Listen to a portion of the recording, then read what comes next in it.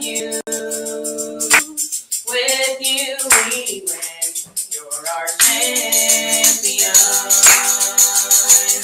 With you we can lose. We always win. You're our champion.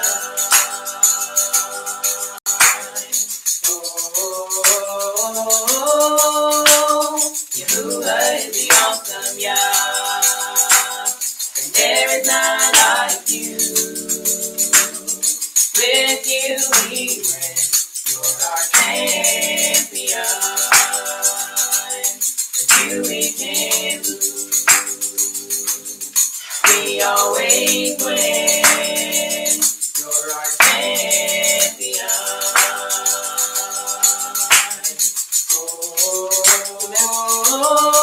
We lift our hands, we lift our voice, we celebrate our champion. We sing hallelujah,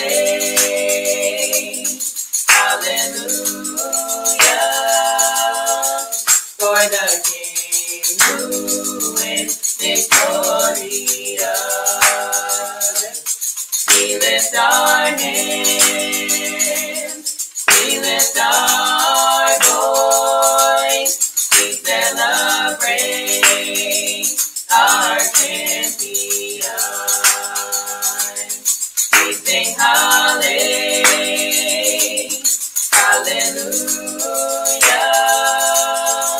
for the King who is victorious. Yahuwah is the awesome Yah, and there is none like you. With you we win. You're our champion. With you we can lose. We always win. You're our champion.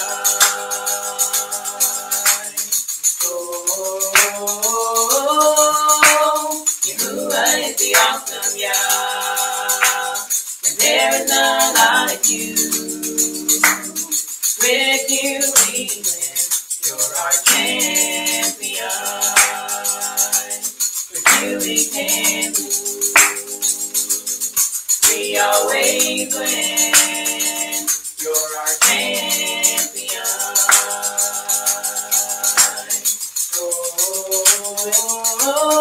We lift our hands,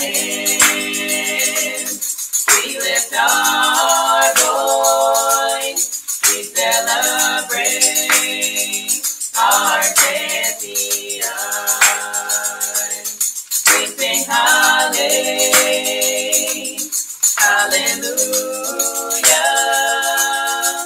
for the King who is victorious.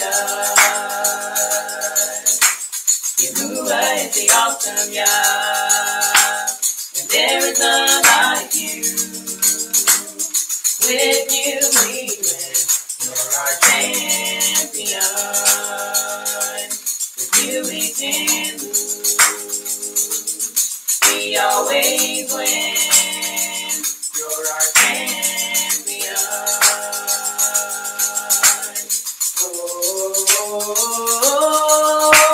Yahuwah is the awesome Yah, and there is none like you. With you we win. You're our champion. With you we can lose. We always win. You're our champion.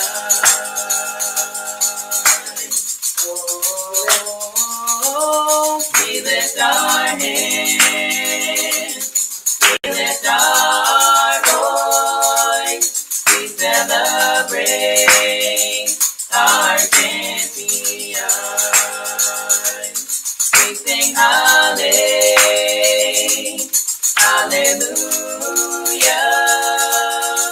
for the King who is victorious. We lift our hands,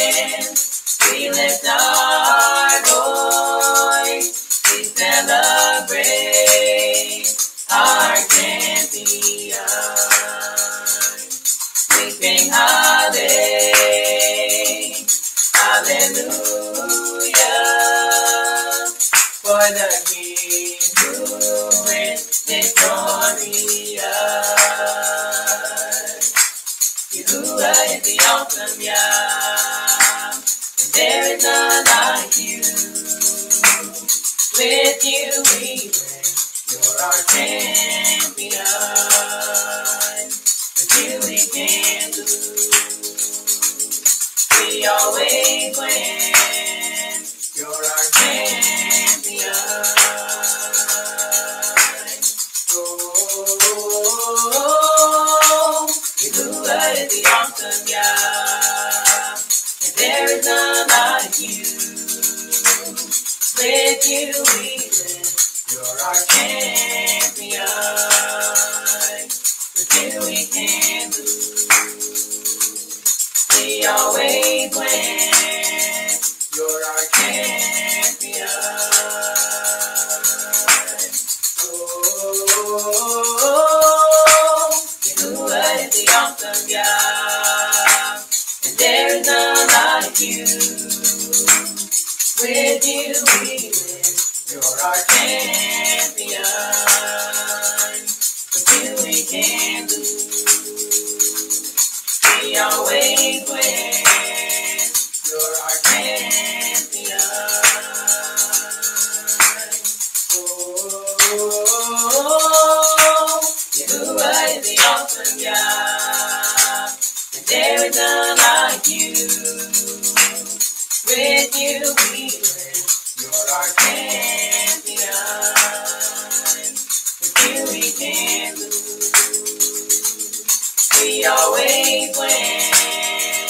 You're our champion. Oh, we lift our hands. We lift our voice. We celebrate our champion. We sing hallelujah,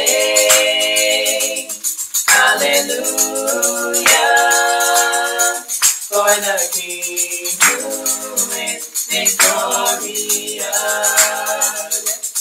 We lift our hands, we lift our voice, we celebrate our champion. We sing hallelujah,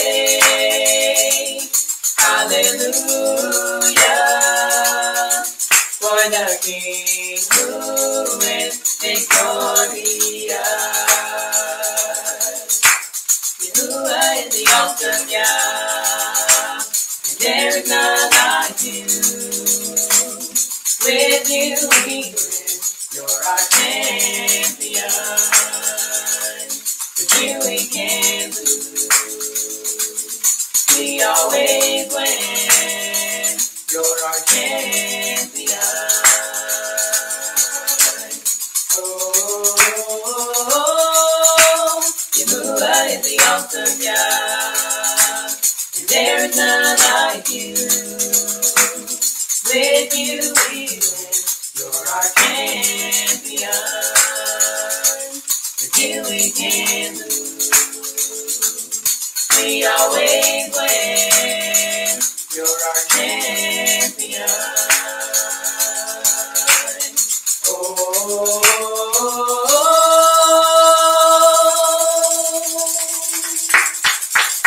Hallelujah, hallelujah, hallelujah.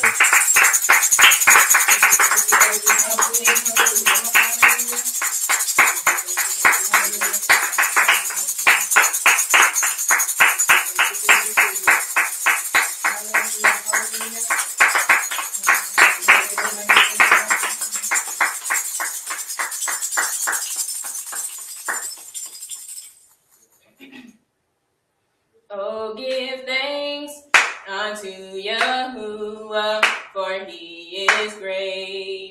Yes, he is great. Oh, give thanks unto Yahuwah, for he is great. Yes, he is great. For he is worthy, worthy. For he is great. Yes, he is great. Oh, give thanks unto Yahuwah, for he is great. Yes, he is great. Oh, give Yahuwah, for he is great. Yes, he is great, for he is worthy, worthy, for he is great. Yes, he is great, for he is worthy, worthy, for he is great. Yes, he is great. Oh, give thanks unto Yahuwah, for he is great. Yes, he is great. Oh, give thanks unto Yahuwah, for he is great. Yes, he is great. For he is worthy, worthy, for he is great. Yes, he is great. For he is worthy, worthy, for he is great. Yes, he is great. For he is worthy, worthy, for he is great. Yes, he is great. Oh, give thanks unto Yahuwah, for he is great. Yes, he is great. Oh, give thanks unto Yahuwah, for he is great. Yes, he is great. Oh, give thanks unto Yahuwah, for he is great. Yes, he is great. Oh, give thanks unto Yahuwah, for he is great. Yes, he is great. For he is worthy, worthy, for he is great. Yes, he is great. For he is worthy, worthy, for he is great. Yes, he is great. For he is worthy, worthy, for he is great. Yes, he is great. Oh, give thanks unto Yahuwah, for he is great. Yes, he is great.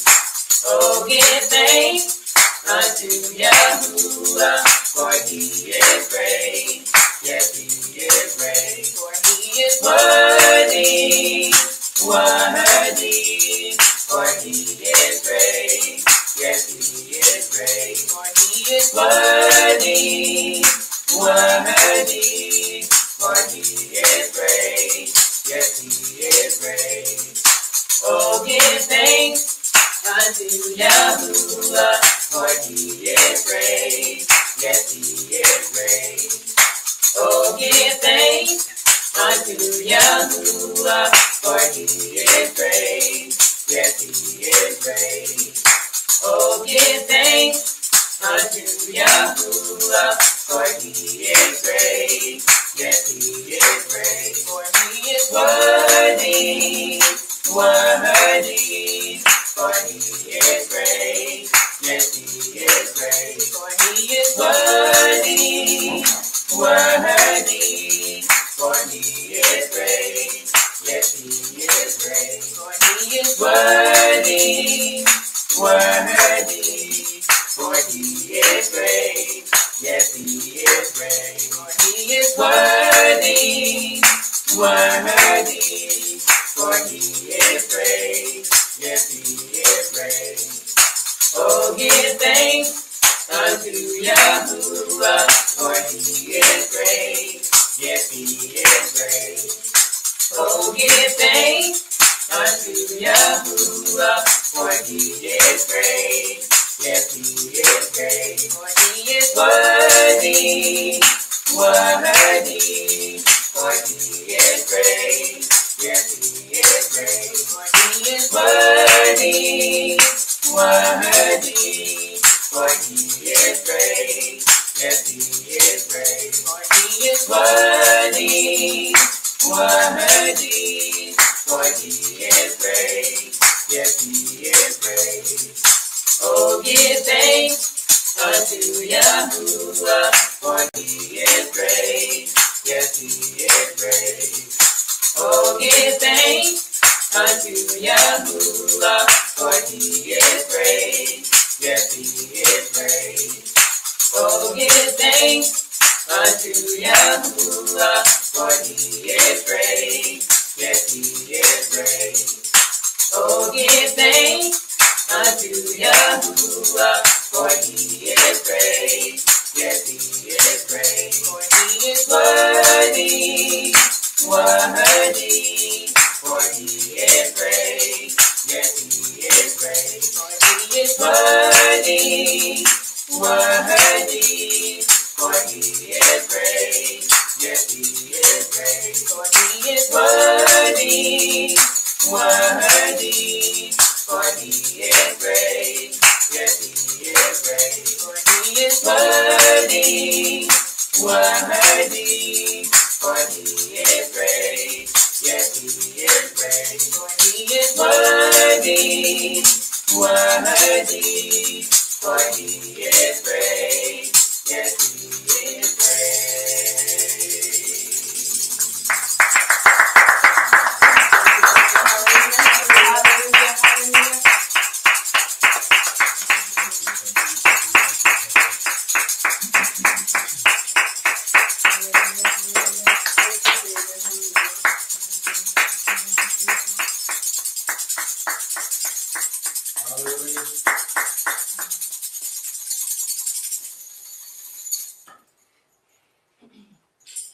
I lift your name on high. I want to sing your praises. I'm so glad you're in my life. I'm so glad you came to save us. I lift your name on high. I want to sing your praises. I'm so glad you're in my life. I'm so glad you came to save us. I lift your name on high. I want to sing your praises. I'm so glad you're in my life. I'm so glad you came to save us. You came from heaven to earth to show the way, from the earth to the state, my debt to pay, from the state to the grave, from the grave to the sky. I lift your name on high. I want to sing your praises. I'm so glad you're in my life. I'm so glad you came to save us.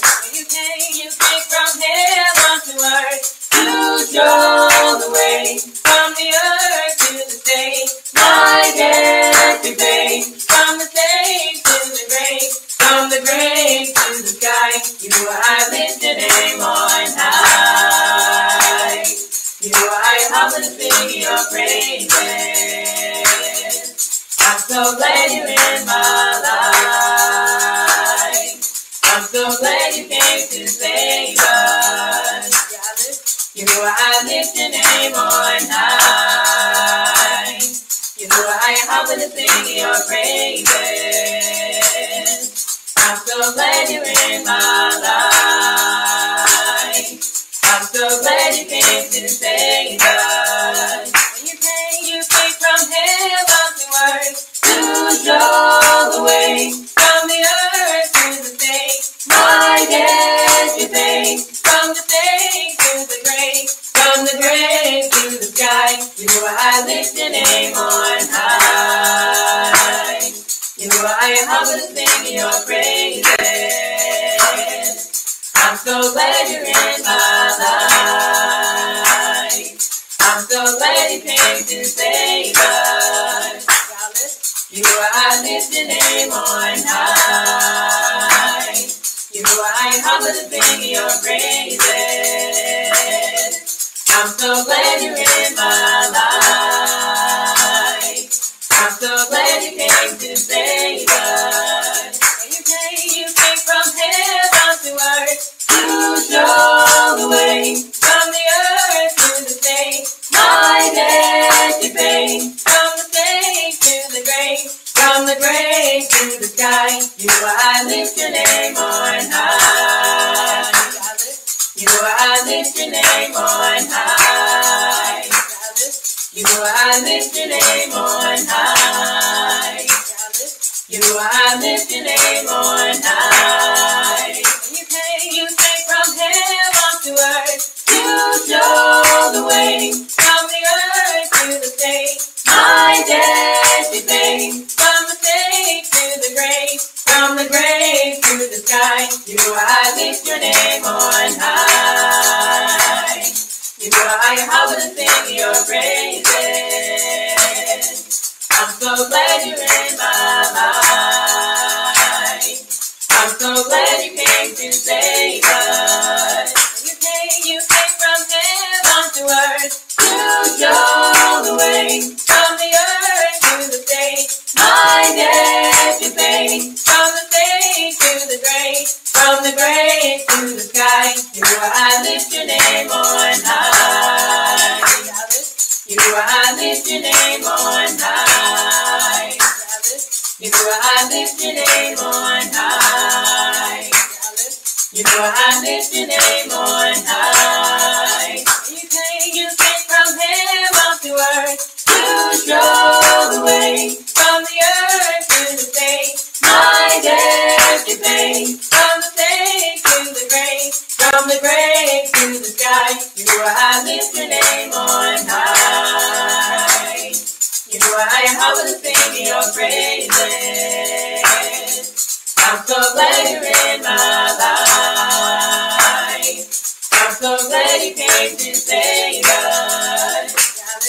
I lift your name on high. I will sing your praises. I'm so glad you're in my life. I'm so glad you came to save us. You came from heaven to earth to show the way. From the earth to the state, my debt you paid. From the state to the grave, from the grave to the sky. I lift your name on high. I lift your name on high. I lift your name on high. I lift your name on high. I lift your name on high. I lift your name on high.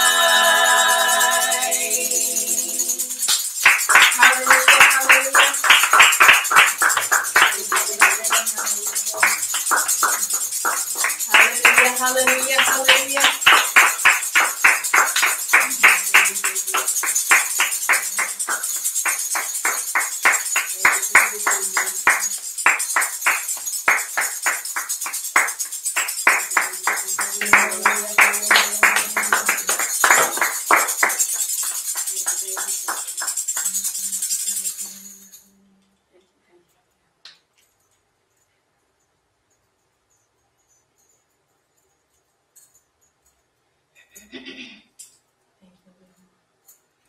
I will Baruch Yahuwah, oh my soul, and all that is within me. Baruch His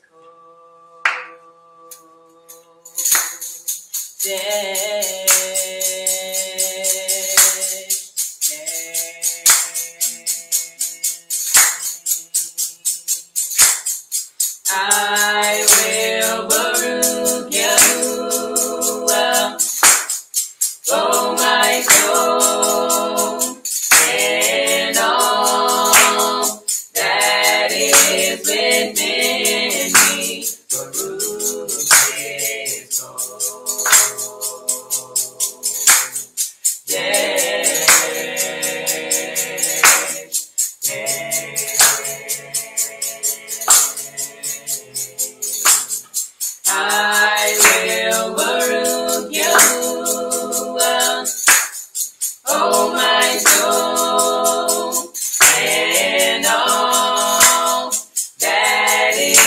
within me. Baruch is Lord.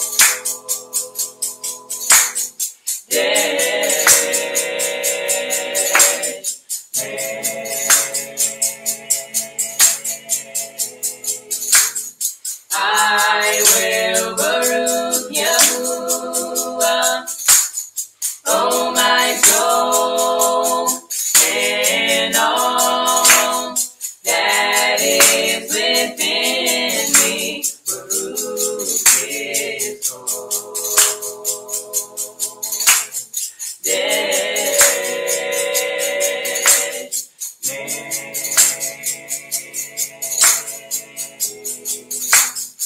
I will Baruch Yahuwah, oh my soul, and all that is within me. Baruch his Lord.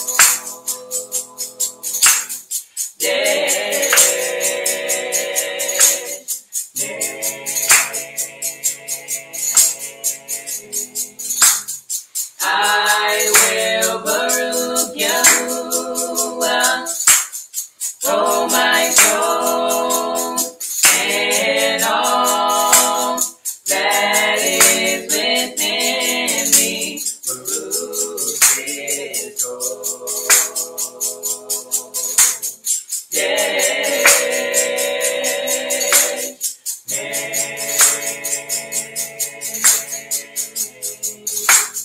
I will Baruch Yahuwah, oh my soul, and all that is within me. Baruch his Lord.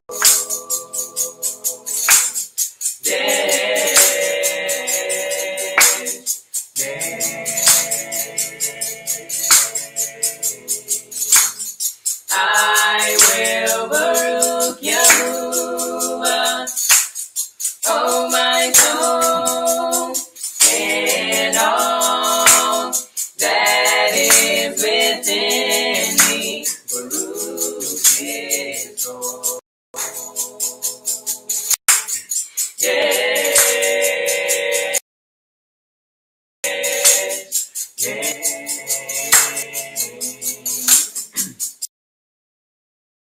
I'll Baruch,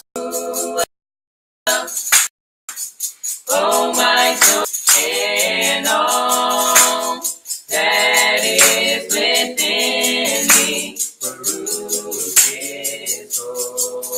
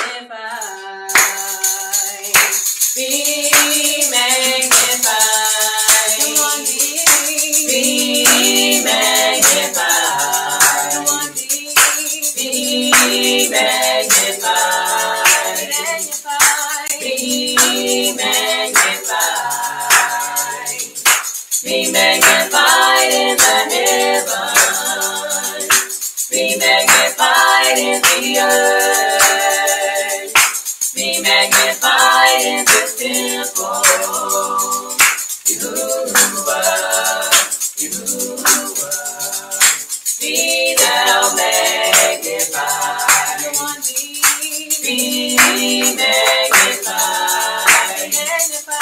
Be magnified. Come on, be magnified. Be magnified. Be magnified in the heavens. Be magnified in the earth. Be magnified in the temple.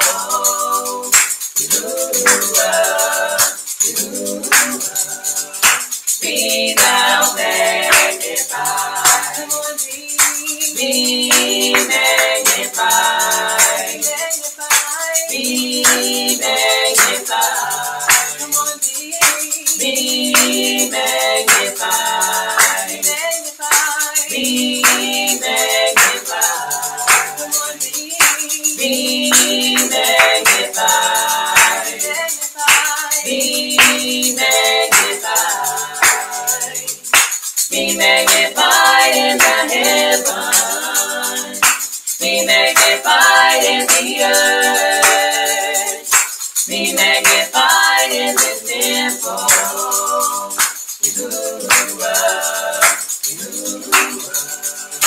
Be thou magnified.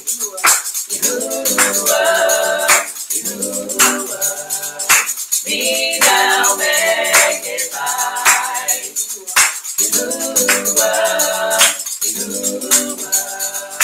Be thou magnified.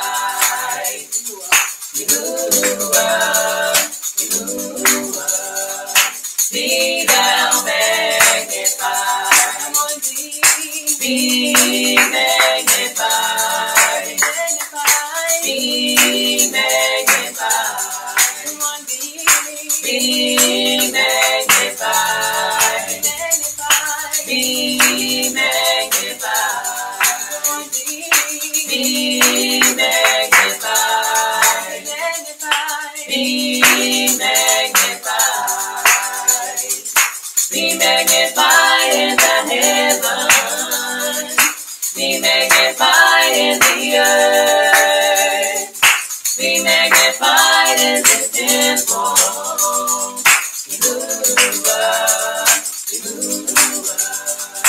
Be thou magnified.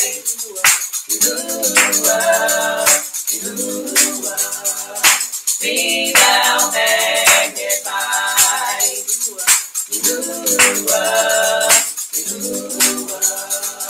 Be thou magnified.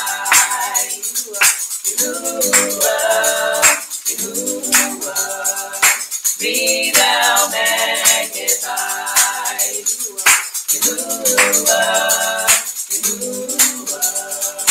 Be thou magnified. Be magnified. Be magnified. Be magnified. Be magnified. Be magnified in the heavens. Be magnified in the earth. Be magnified in the temple.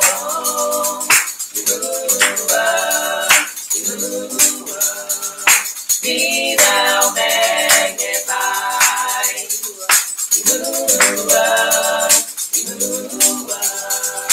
Be thou magnified.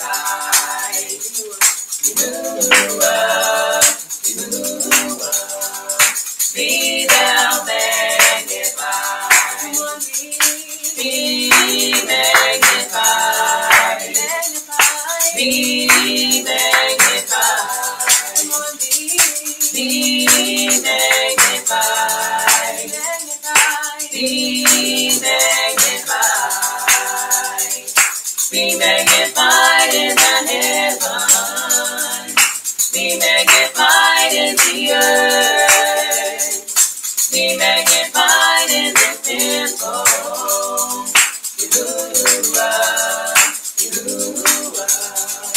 Be thou magnified.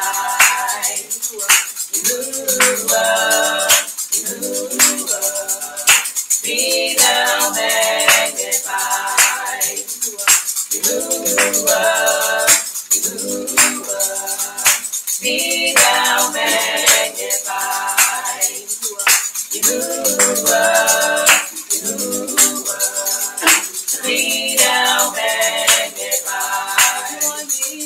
Be magnified. Be magnified. Be magnified. Be magnified. Be magnified. Be magnified.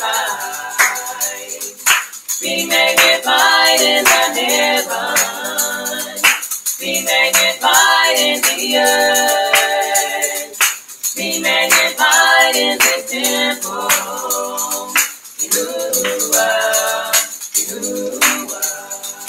Be thou magnified. Yahuwah, Yahuwah. Be thou magnified. Yahuwah, Yahuwah. Be thou magnified. Yahuwah, Yahuwah. Be thou magnified. Yahuwah, Yahuwah. Be thou magnified. Be magnified. Be magnified. Be magnified. Be magnified. Be magnified in the heavens. Be magnified in the earth. Be magnified in this temple. Yahuwah, Yahuwah. Be thou magnified. Yahuwah, Yahuwah. Be thou magnified. Yahuwah, Yahuwah. Be thou magnified. Yahuwah, Yahuwah. Be thou magnified. Yahuwah, Yahuwah. Be thou magnified. Yahuwah, Yahuwah. Be thou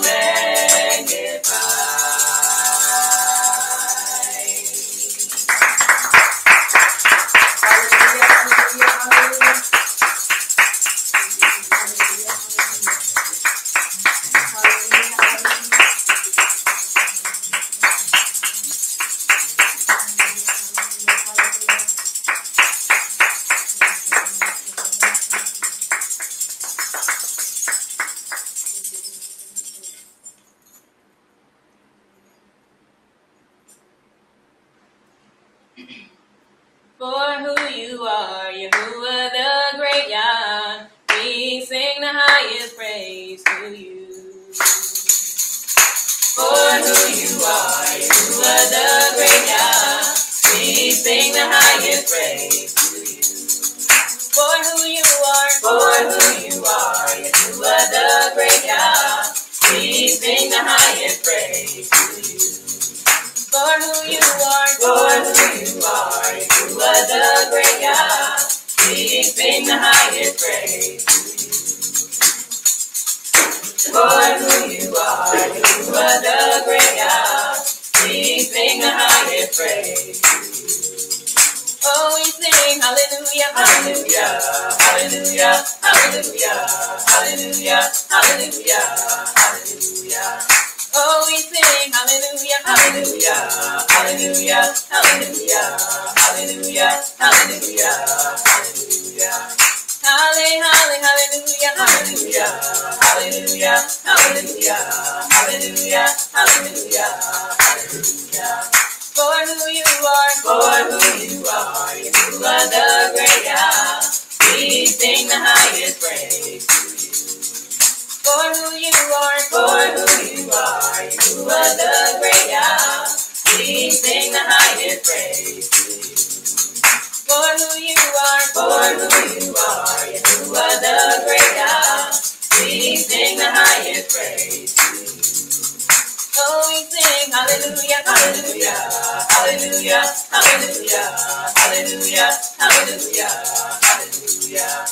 Oh, we sing hallelujah, hallelujah, hallelujah, hallelujah, hallelujah, hallelujah, hallelujah.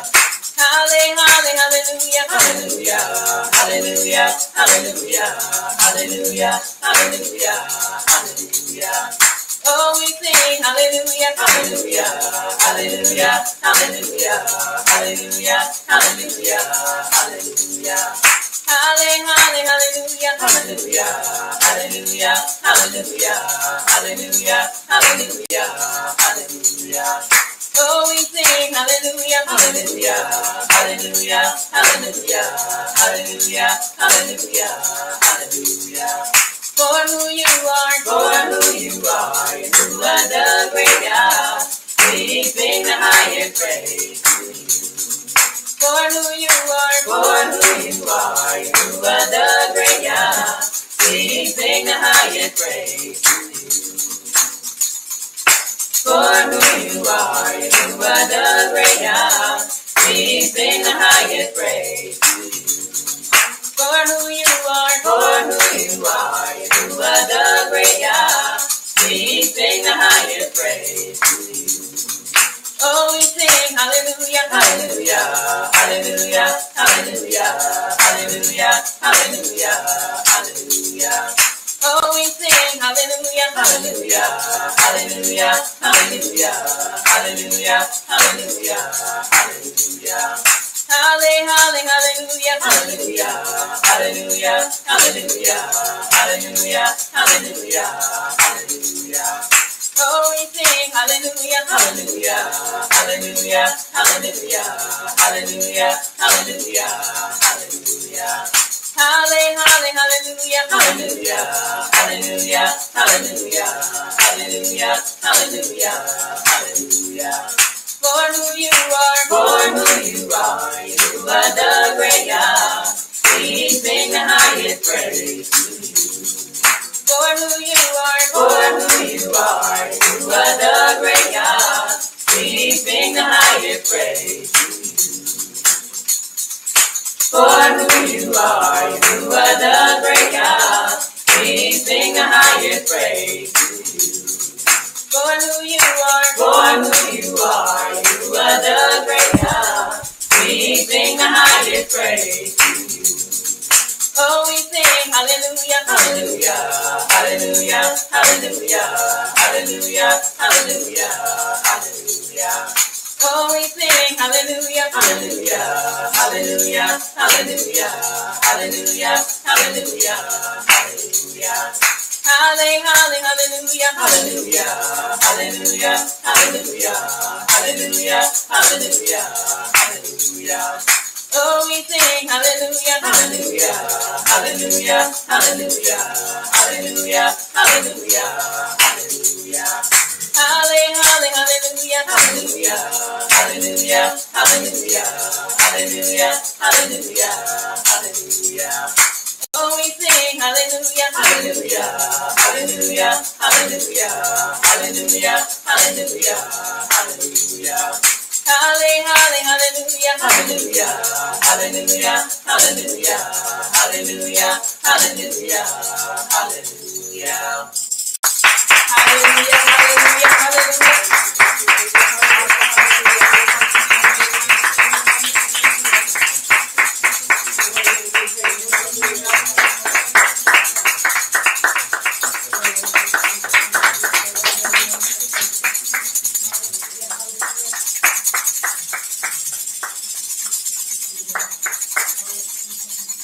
Shalom, shalom. Greetings in the matchless name of our Savior, Yahushua al-Mashiach, in the presence of Abba Yah, as we come together this night for a time of class, a time to commemorate and a time to, like I like to say, wet our palates before Sabbath rest. It is a time that we come in our free Sabbath, like I said, free Sabbath, class. It is not a Sabbath class, but it's a pre-Sabbath class, pre-meeting before. So we've come together tonight. I know the time is late, but we've still made it a choice, made it a point to come together so that we can go over the writings as a mishpachah. And so we're going to begin with the Baruch of the Torah, and then we're going to have the reading of the commandments. And it is so. And it is so. All right, repeat with me. Baruch atah, Baruch atah, Yahuwah our Savior. Yahuwah our Savior. The Baruch one. The Baruch one. Baruch is Yahuwah. Baruch is Yahuwah. The Baruch one. The Baruch one. For all eternity. For all eternity. Baruch atah, Baruch atah, Yahuwah our Supreme One. Yahuwah our Supreme One. King of the universe. King of the universe. Who selected us from all the peoples. Who selected us from all the peoples. And gave us His Torah. And gave us His Torah. Baruch atah, Baruch atah, Yahuwah, Yahuwah, giver of the Torah. giver of the Torah. And it is so. And it is so. Baruch atah, Baruch atah, Yahuwah, Yahuwah, our Supreme One. our Supreme One. King of the universe. King of the universe. Who gave us the Torah of truth. Who gave us the Torah of truth. And implanted eternal life within us. And implanted eternal life within us. Baruch atah, Baruch atah, Yahuwah, Yahuwah, giver of the Torah. giver of the Torah. And it is so. And it is so. And it is so. And it is so.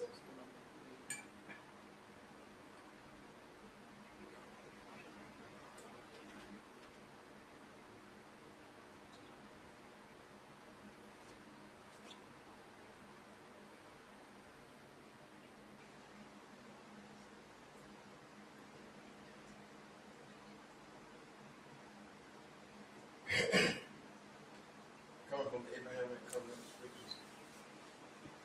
Aleph. I am Yahuwah your power which brought you out of the land of Israel from the bed of slavery.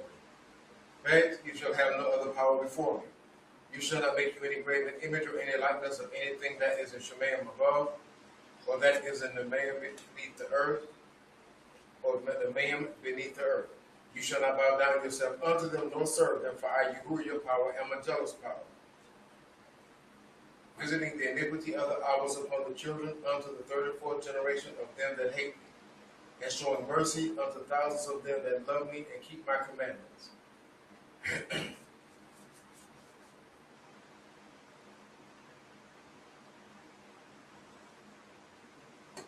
Gimel, you shall not take the name of Yahuwah your power and falsify it, for Yahuwah will not hold him guiltless that takes his name and empties it. Dalet, guard the 7 days to set it apart, as Yahuwah your power has commanded you. 6 days you shall labor and do all your work, but the 7th day is the Sabbath of Yahuwah your power. In it you shall not do any work, you, nor your son, nor your daughter, nor your manservant, nor your maidservant, nor your ox, nor your ass, nor any of your cattle, nor your foreign that is within your gates, that your manservant and your maidservant may rest as well as you.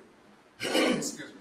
And remember that you were a servant in the land of Israel, but that Yahuwah your power brought you out of there through a mighty hand, and by a stretched out arm. Therefore Yahuwah your power commanded you to keep the Sabbath day. A. Honor your Abba and your Ima as Yahuwah your power has commanded you, that your days may be prolonged and that it may go well with you in the land which Yahuwah your power is about to give you. 1. You shall not murder.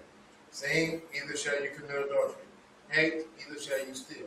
Take, either shall you bear false witness against your neighbor. You, neither shall you desire your neighbor's wife, neither shall you covet your neighbor's bed, his field, or his manservant, or his maidservant, his ox, or his ass, or anything that is your neighbor's. These words Yahuwah spoke unto all your assembly in the mount out of the midst of the fire, of the cloud, and of the thick darkness with a great voice. And he added, no more. And he wrote them in 2 tables of stone, and delivered them unto me. And it is so. And it is so. Yes, it is. And it is so. All right. Now we're going to go to the book of Yahusha, the son of Nun, chapter 1, verse 7 and 8. 7 says, only be you strong and very courageous, that you may observe to do according to all the Torah which Moshe, my servant, commanded you. Excuse me. Turn not from it to the right hand or to the left, that you may prosper wherever you go. Verse 8, as I've tailored it to fit our time of confession, let us repeat this together. I will not let this scroll of the Torah, I will not let the scroll of the Torah depart out of my mouth, depart out of my mouth, but I shall meditate in it, but I shall meditate in it day and night, day and night, that I may observe to do, that I may observe to do according to all that is written in it. according to all that is written in it. For then I shall make my way prosperous. For then I shall make my way prosperous. And act wisely. And act wisely. And act wisely. And act wisely. Now look at your neighbor and tell your neighbor, and you shall act wisely. And you shall act wisely. Look at your other neighbor and tell your other neighbor, and you shall act wisely. And you shall act wisely. Now take your hand and place it over your heart and say, Abba Yah, Abba Yah, I shall act wisely. I shall act wisely. Come on, I shall act wisely. I shall act wisely. I endeavor to act wisely. act wisely. I endeavor to act wisely. act wisely. And it is so. And it is so. And it is so. I endeavor every day of my life to act wisely. No matter how many times I encounter fools. That has to be your declaration every day. Because you're going to encounter people that will not deal and be on the same level, even if they are in truth, or so-called truth. And it is so. And it is so. It's just true. All right, let us look at Devarim chapter 6, verses 1 through 18. Once again, it's important that we understand repetition. I know many of you enjoy the singing. I enjoy it as well. But singing is not going to help us to make it and stand. It encourages us, but it is not what keeps us. Now, it helps us to stand now, because when you need to hear them beautiful, them Ya'apa songs, I believe that's how you say it, Ya'apa. When you need to have something to reflect on, I believe that we can, and that's why it's important to do that. All of you that are following and listening, please be prepared to support us in our endeavors as we prepare to release a CD that will help us to get in a posture of worship and praise. But those are the things that don't keep us. It's just to help us. But what helps us is knowing and listening and following in the Torah. That is what builds our belief. And so it's important that we understand, once again, the benefits of having good worship music is phenomenal. And so it's important that we understand they go hand in hand. But we gotta be students of the Torah. We have to be disciplined followers, which are disciples. And so it's important that we understand that we're in a season of discipleship or discipling. So Abba Yah is calling those to be discipled. And that's what's important that we understand. Everybody's not a disciple. If you notice that Yahushua only called 12, but in the writings you find that 72 actually followed. But out of that 72, he still ended up with only 12. Why? Because only 12 were willing to do what it took in order to bring forth the results that were needed. While everybody else was following just for the fishes and the loaves. It's important that we understand that, once again, it's not about the crowd, it's about where your heart is. Right. Because if you know you are in a place and that you're getting what you need because you want to be fed, that's what's important. And many of them, because they could not accept his sayings, and his sayings were not hard, but what made them hard is that when you are trying to live a double life, right, when you're trying to please the world as well as please Abba Yah, it's not going to work. Right. And many of them walked away because they could not handle his sayings. He said, except you eat my flesh and drink my blood, you have no part with me. And they were like, oh my goodness, is he telling us to be cannibals? They were not in a place to receive what he was saying to them because that had nothing to do with their physical meal. Right. It had everything to do with what was going on in their soul. And so it's important that we, as the children of power and as his people, be willing to eat and eat the whole roll and do what he's commissioned us to do. Right. And it is so. Chapter 6 of Devarim, verses 1 through 18. These are the commandments, the statutes, and the judgments, which Yahuwah your power commanded to teach you, that you might do them in the land where you are going to enter and possess it. I want to take a pause right there. Because a lot of times, once again, I am not a problematic teacher or preacher, but I have to address things when Abba Yah causes me to address them, when he impresses them upon my heart. Now, it's important that we understand. I know a lot of times that we feel like, man, I don't want to go through this again. I don't want to hear this. This is redundant. This is monotonous. And it looked like we ought to be able to move on. But you have to understand, listen what he says here in this verse. He says, teach them. He said, teach you, that you might do them in the land where you're going to enter and possess it. They were taught every day of their lives about the commandments and the statutes and his judgments. Why? Because it is something that has to become a part of our lifestyle. It is not good enough just for us to memorize it. It has to become a part of our lifestyle where it becomes second nature unto us. And so it is important that we practice these things and that we find ourselves walking in them and not straying from it, just trying to keep the populace or trying to maintain a crowd. The important part, once again, is what are we getting out of it? Is it teaching us to hold on in times that we want to let go? Is it teaching us to maintain our consistency and maintaining a heart and mind that is still set upon adhering and following and worshiping Yahuwah through his son Yahushua al-Mashiach? This is what is important, especially for the times that we are upon and that are upon us. This is important unto us as a people. That's right. Our thrust and our drive has to be, I've got to be perfect and complete. Because if I'm not perfect and complete, then that means what? I'm incomplete, and there are imperfections in me. Now, I know once again to a lot of people, boy, that's a bar that's raised high. No, it's not. The reason why it seems so high is because we've lived beneath what we were supposed to be living for so many years. Right. So once again, we're able to do it, but it's got to be your desire. It has got to be your desire. And I don't know about you, but it is my desire every day, come hell, high water. It is my desire. And it is so. All right. Verse 2 says, that you might fear Yahuwah your power to keep all his statutes and his commandments, which I command you, you and your son and your grandson, all the days of your life, and that your days may be prolonged. Hear therefore, O Yisrael. He's talking about us. And observe to do it, that it may be well with you, and that you may increase mightily, as Yahuwah power of your Abbas has promised you in the land that flows with milk and honey. Excuse me. Hear, O Yisrael, Yahuwah our supreme one, Yahuwah is Akkad. Shema Yisrael, Yahuwah is our Savior, Yahuwah is Akkad. And you shall ahava Yahuwah your supreme one with all your heart and with all your soul and with all your might. And these words which I command you this day shall be in your heart. And you shall teach them diligently unto your children, and shall talk of them when you sit in your bed, and when you walk by the way, and when you lie down, and when you rise up. And you shall bind them for a sign upon your hand, and they shall be as frontlets between your eyes. And you shall write them upon the posts of your bed and on your gates. And it shall be, when Yahuwah your power shall have brought you into the land which he swore unto your Abbas, to Abraham, to Isaac, and to Yaakov, to give you great cities, excuse me, which you did not build,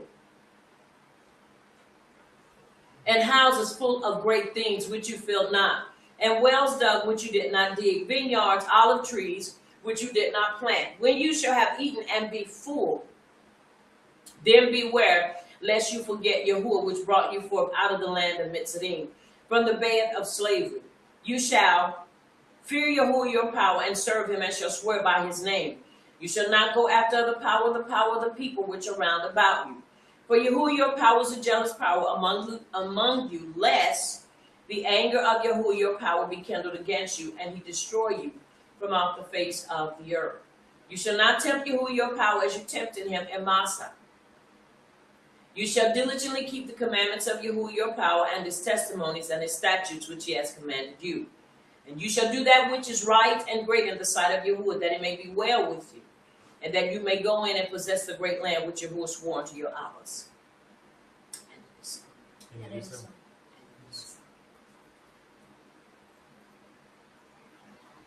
All right, let us have one slide, please.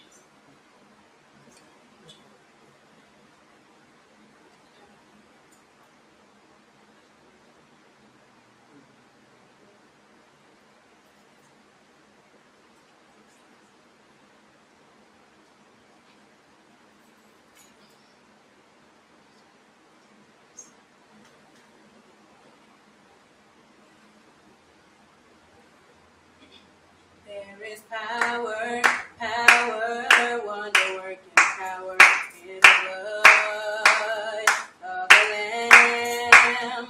There is power, power, wonder-working power in the precious blood of the Lamb. There is power, power, wonder-working power in the blood of the Lamb. There is power, power, wonder-working power in the precious blood of the Lamb. There is power, power, wonder-working power in the blood of the Lamb. There is power, power, wonder-working power in the precious blood of the Lamb. There is peace, peace, wonder-working peace in the blood of the Lamb. There is peace, peace, wonder-working peace in the precious blood of the Lamb. There is peace, peace, wonder-working peace in the blood of the Lamb. There is peace, peace, wonder-working peace in the precious blood of the Lamb. There is joy, joy, wonder-working joy in the blood of the Lamb. There is joy, joy, wonder-working joy in the precious blood of the Lamb. There is joy, joy, wonder-working joy in the blood of the Lamb. There is joy, joy, wonder-working joy in the precious blood of the Lamb. There is joy, joy, wonder-working joy in the blood of the Lamb. There is joy, joy, wonder-working joy in the precious blood of the Lamb. There's a harbor, wonder-working harbor in the blood of the Lamb. There's a harbor, wonder-working harbor in the precious blood of the Lamb. There's a harbor, wonder-working harbor in the blood of the Lamb. There's a harbor, wonder-working harbor in the precious blood of the Lamb.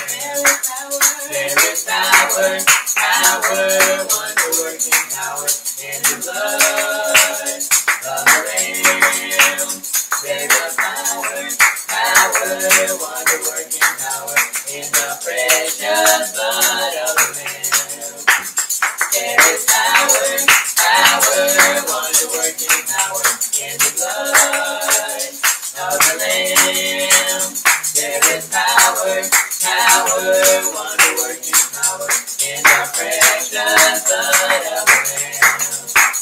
There is power, power, wonder-working power in the blood of the Lamb. There is power, power, wonder-working power in the precious blood of the Lamb. There is joy, joy, wonder-working joy in the blood of the Lamb. There is joy, joy, wonder-working joy in the precious blood of the Lamb. There is joy, joy, wonder-working joy in the blood of the Lamb. There is joy, joy, wonder-working joy in the precious blood of the Lamb. There is joy, joy, wonder-working joy in the blood of the Lamb. There is joy, joy, wonder-working joy in the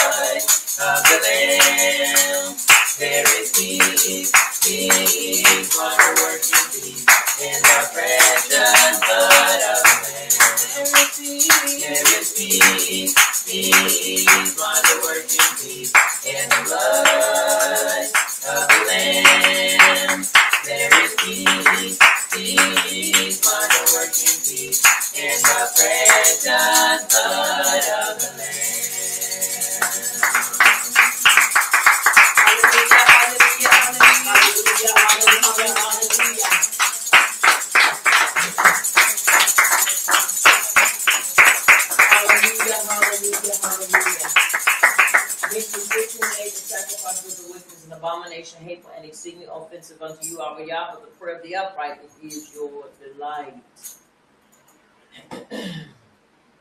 Mishlei 3 and 4, so shall we find great understanding and high esteem in the sight of judgment of Yahuwah and man.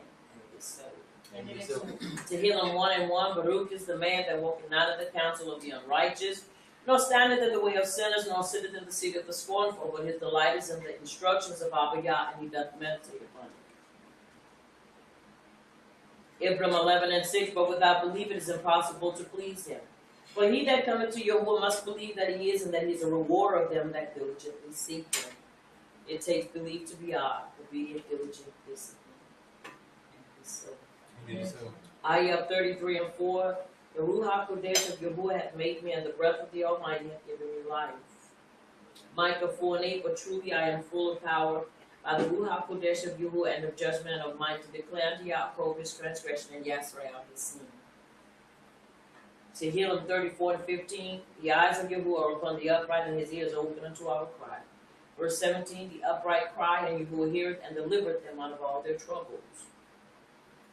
Acts 1 and 8, but you shall receive power after that the Ruach HaKodesh has come upon you, and you shall be witnesses unto me both in Jerusalem and in all Judea and Samaria and unto the uttermost parts of the earth.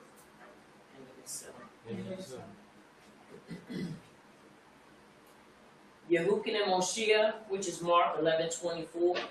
Therefore I say unto you, what things soever you desire when you pray, believe that you receive them, and you shall have them. Yehukin and Aleph chapter 5, verse 4 and 5, for whatsoever is born of Yahuwah overcometh the world. And this is the victory that overcometh the world, even our belief. Who is he that overcomes the world? But he that believeth that Yahusha is the Son of Yahuwah. Yehukin and Aleph chapter 2, verse 5 and 6, but whoever keeps his word, truly the Ahava of Yahuwah is perfected in him. By this we know that we are in him. He who says he abides in him ought himself to walk just as he walked. Verse 17, and the world passes away and the lust thereof, but he that doeth the will of Abba Yah abideth forever. Somebody say abideth forever. Abideth forever. Say it again, abideth forever. Abideth forever. Leviticus chapter 11, verse 13 through 22.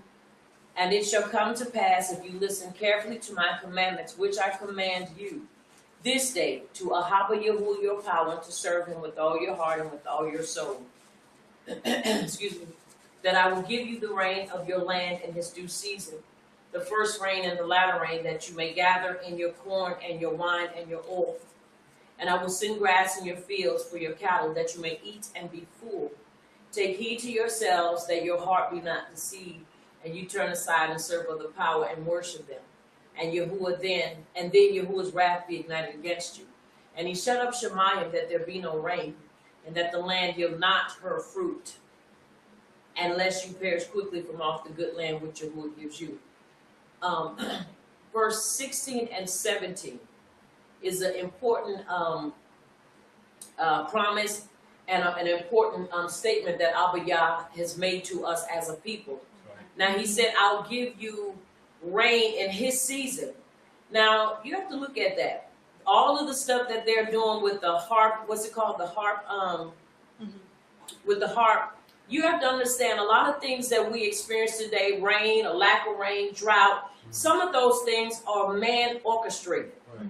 We know when it is a drought of Abba Yah. When it's a drought of Abba Yah, you know it, because I'm not talking about no 1 or 2 days without rain, right, or no month. We're talking about series, a year without rain. Right. You know when it is orchestrated by them so that they can basically set and do things.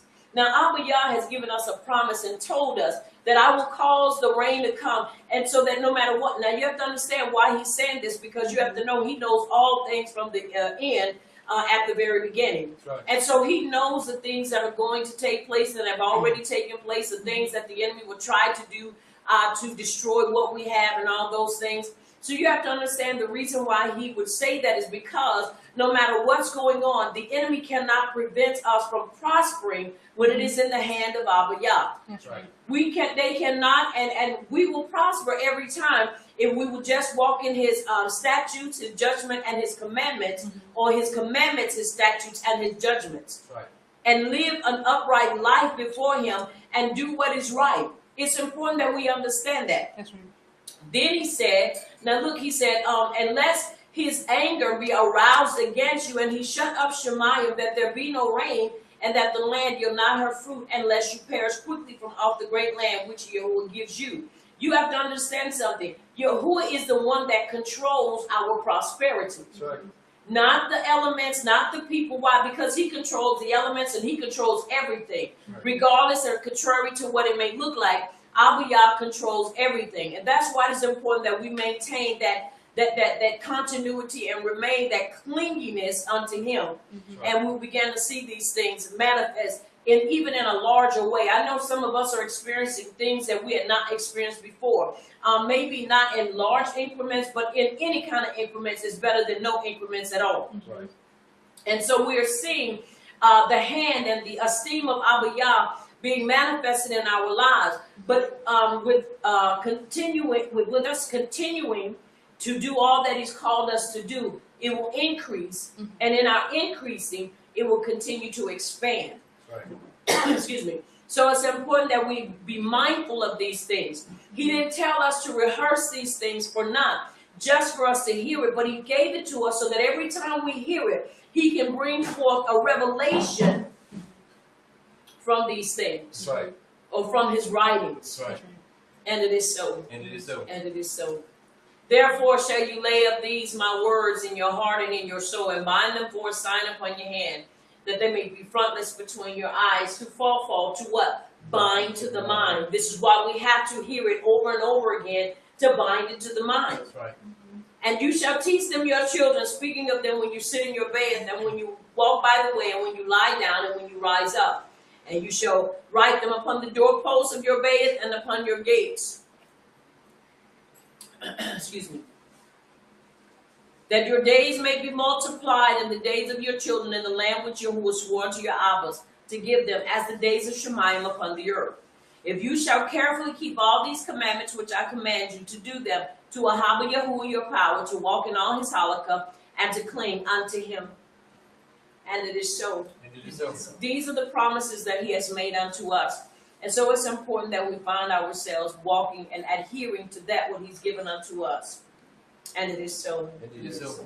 And it is so. As we'll come to this portion of our class where we seal it with the confession of our mouth, seal our prayers and seal our confession with this, with Tehillim chapter 19, verse 15. Let us bow before our King together and let us recite this together.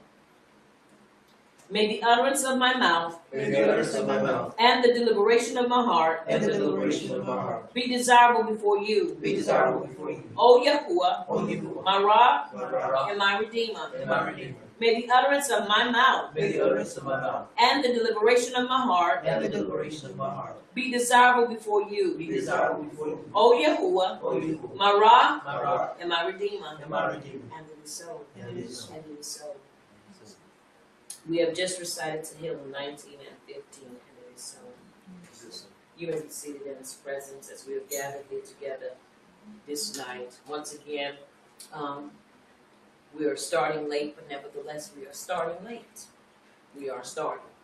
And so it's important that we continue to follow through. I am a stickler for being a person of my word.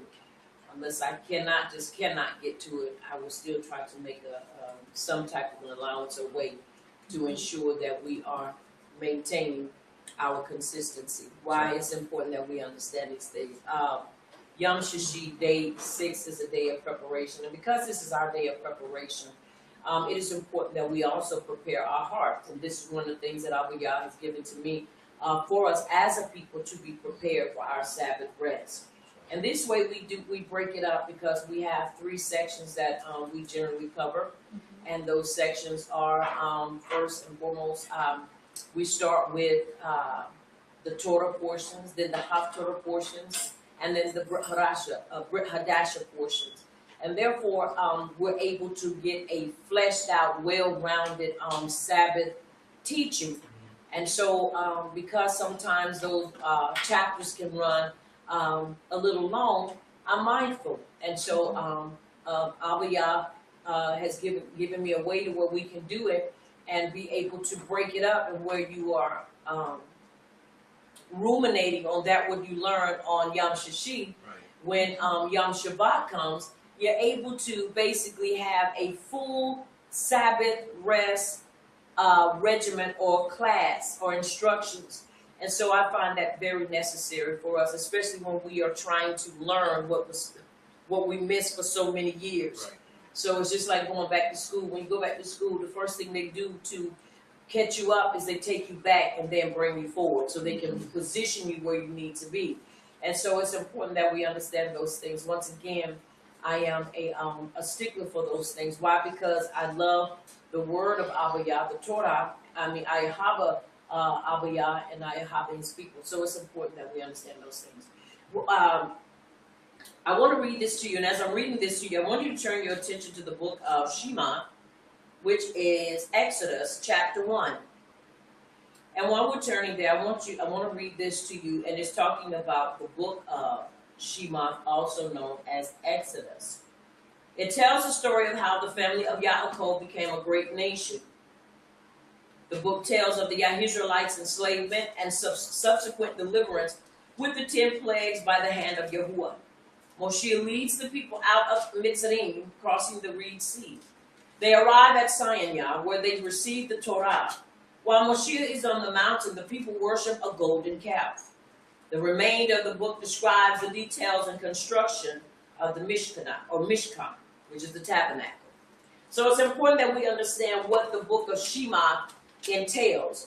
It gave us in this forward, if you would, it gives us the complete synopsis and the complete history of what the book of Shema entails, from chapter 1 all the way to the very last chapter that we will be reading. And so what I found that is so important for us as the children of power is learning. And the only way we're going to learn about what our ancestors and forefathers did is that we've got to read about them. We've got to learn about them. We got to see the backstory of certain things that took place.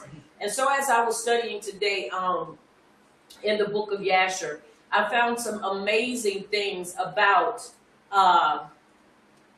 the family of Yisrael, and how Joseph was a very wise governor. He was very wise, and how history, even though it was stolen from us, certain things about what took place in Mitzrayim, and even while they were there, and even in their travels away from it, and even, like I said, the backstory behind it is phenomenal, because you learn things that you didn't know before. We just were taught to read it from the King James Bible, and you just read it, and what you saw, that was it and nothing more. But there was so much more. And if we would read it and read the context clues, you will see that there's a backstory in the story. And when you began to read that story, you could really, it didn't baffle me, but it just blew me away in a very positive way, because I was like, wow, we're able to see now with these writings coming together, and being we're being able to get them in our hands. We're being able to see things that we never saw before. We're able to see things, and we're able to put together a story that was taken from us. Whereas we're able to see what happened behind closed doors. And once again, we're able to see the backstory of these things. And so as we're in this chapter, and we're looking at the life of Yaakov, and this is where we begin to see this thing really fleshed out in an awesome Ya'apah way. We began to see a family as they have come to this portion in their lives, to where now it's time to let go. But before we get to that point, and then we see that there is something else going to transpire, I want to look in the book of Yasher, and I want to bring us up to speed on what's taking place. And I know it the time is late, but I still want to do this. I don't want to cut it because of the time. That's right. But I want to show you what he's given me to show you, which was important. Once again, this is phenomenal as we look at it. All right, we're going to look at the book of Yasher, and we're going to look at chapter. We're going to look at chapter 55, and then it's going to bring us right into chapter 56. It's not very long, but I'm telling you, it is It is a must read. It is a must understand, because once again, you got to look at everything that Abba Yah did in this. When I say he just flipped the script on this thing, and he just really just showed who he really was in the midst of the children of Yisrael, and even showed those that they were around who he was, and to them, it's just phenomenal. So I'm gonna read in this, and then we're going to go into. All right, let's see.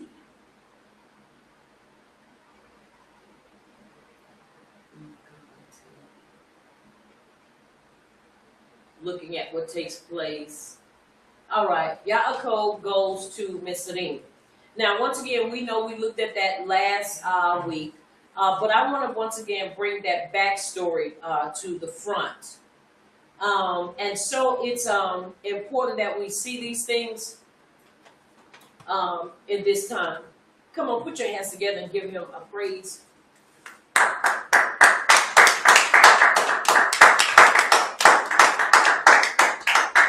He's worthy, he's worthy, he's worthy. He's worthy, he's worthy. All right, chapter 55 in the book of Yesher. Yaakov goes to Mitzrayim. Now, what's important with us looking at this, it is going to flesh out unto us things that we did not see before. Yahuwah commands Yaakov to go down to Mitzrayim, where he will make him a great nation. Yosef and all Mitzrayim go to meet Yaakov to do him esteem when he arrives. The land of Goshen is given to him and his children. Now, you have to understand there is so much rich information in this that we tend to overlook, because in truthfulness, it was never really presented to us in this manner. Once again, we think that Joseph was just, in Mitzrayim, and he was just a governor there, and that's it. Let me tell you something. This boy was working some phenomenal things. He was an entrepreneur, and he was a businessman, if there ever was one. And we tend to be all over the place trying to find this, trying to go here, trying to get this. And if we would just look in the writings, we would be able to see the perfect example of what it means to be a businessman or businesswoman, an entrepreneur. Being able to make things happen when nothing else is happening. Being able to make put a demand on what you have, even when the supplies of what people have are limited. People will buy what they want and what they need. They will find a way to get what they want. And we're going to see in this how he was able to build the economy of Yisrael with the structure that he had put in place. That's right. We're going to see how he sustained them, his whole family and all of their family. That's right. Now, you want to talk about balling, shot caller? He was it, shot caller, baller. He was doing it. He wasn't pretending. He was making it happen.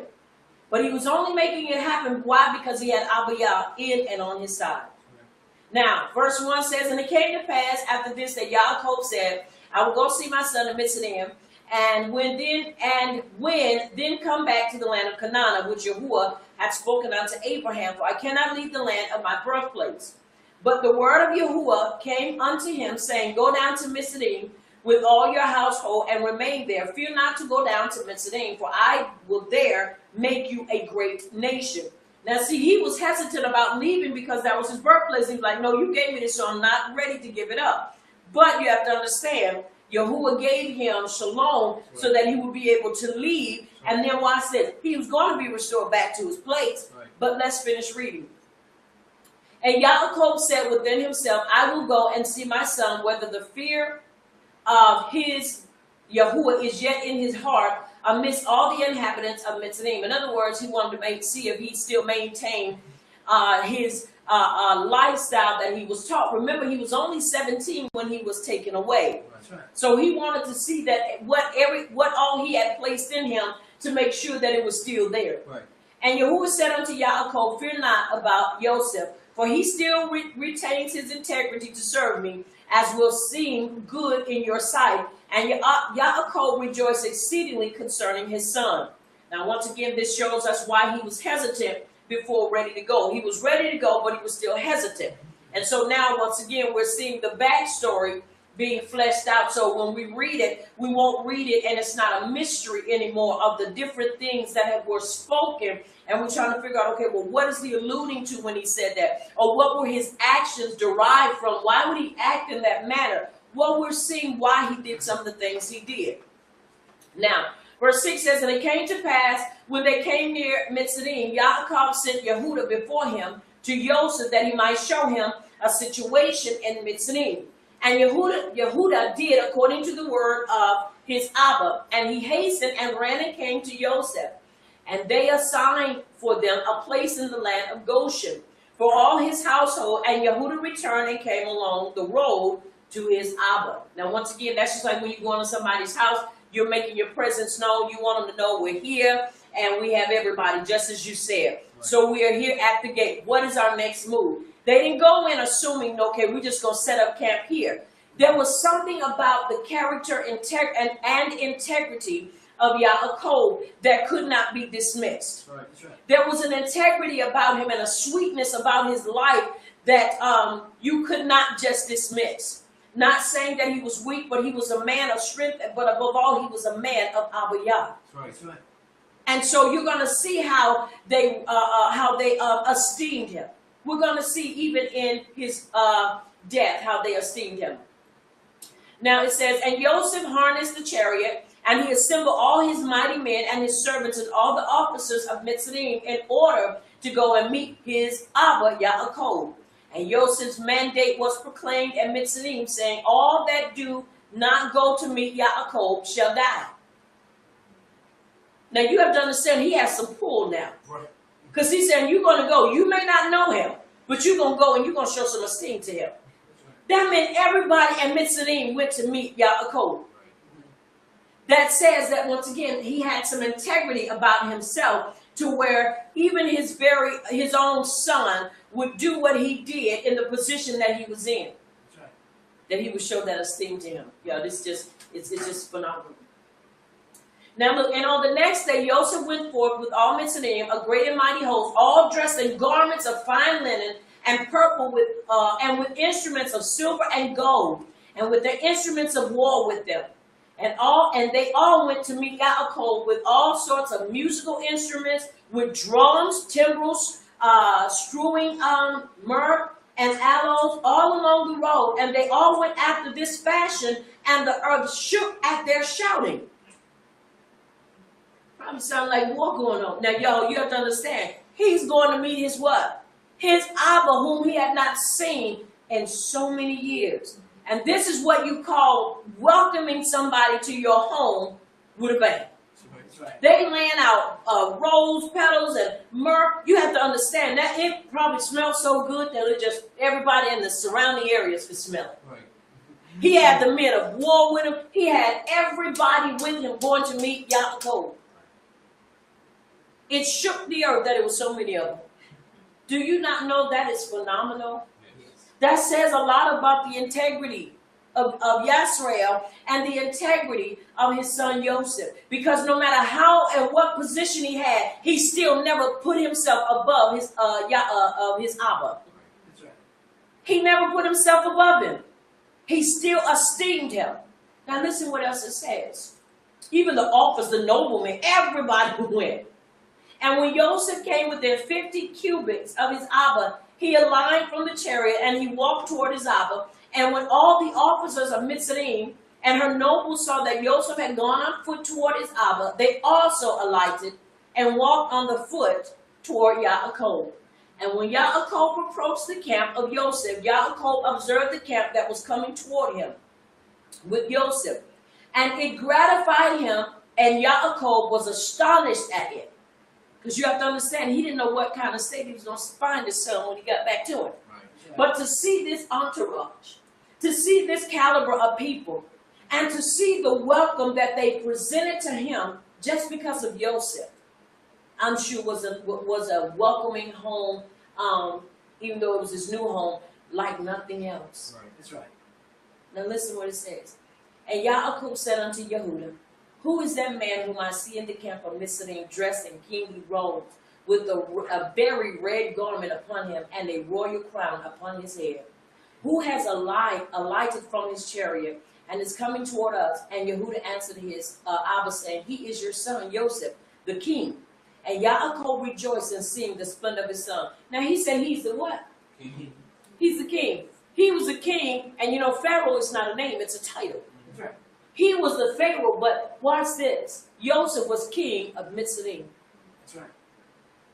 He went from being accused of rape to being in jail. Right. First of all, hated by his brothers or his Then he goes to being accused of being a rapist, to going into jail, coming out of jail, being a governor, to now being exalted to a king. You better understand something. Everybody can't walk in that. That's right. Because everybody can't handle the pressure. They'd have been ready to blow it up. They'd have been ready to assassinate. They'd have been ready to kill. Because of all the stuff he went back in. Look, and you have to understand something. Now, this just came up in my ruach. You have to understand, the very same people that accused him of this, he had to turn right around and serve. He had to turn right around and serve. The very ones, I'm sure, had to look him face to face and deal with him knowing how she lied on him. Knowing what was done, and he had served. And watch this. He was in a position that he could have had any and everything done, but he didn't even look at that. You know why? Because he understood. There is a purpose for me being where I am, and there is no reason for me now to try to give back or to try to repay you for what you've done to me. That's right. Too much time has already gone by, and I've got too much on my plate now to be trying to play games with you, tit for tat. That's right. Are you understanding? Yes. Now, let's look at what happens. He's seeing him and how Yaakov he is. And Joseph came nigh unto his Abba, and he bowed to his Abba. And all the men of the camp bowed to the ground with him before Yaakov. Are you hearing me? Yes. This is the king bowing down before Yaakov. You have to understand there's so much I could say out of that. Once again, you have to think about what's going on in Joseph's head. Right. No, I'm not in his head, but I can assume that this is what he's thinking about. Everything you taught me is where I am and why I am today. Are you hearing me? Yes. You taught me how to hear the voice of Abba Yah.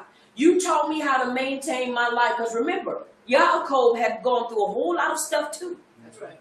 He was in a marriage that he really didn't want to be in, but he maintained. He was basically hated by his Ak.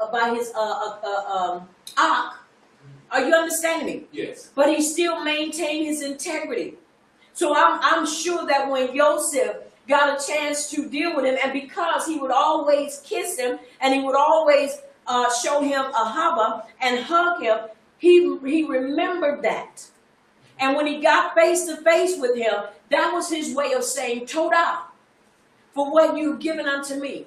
You taught me what to do and how to do, and Abba Yah magnified it.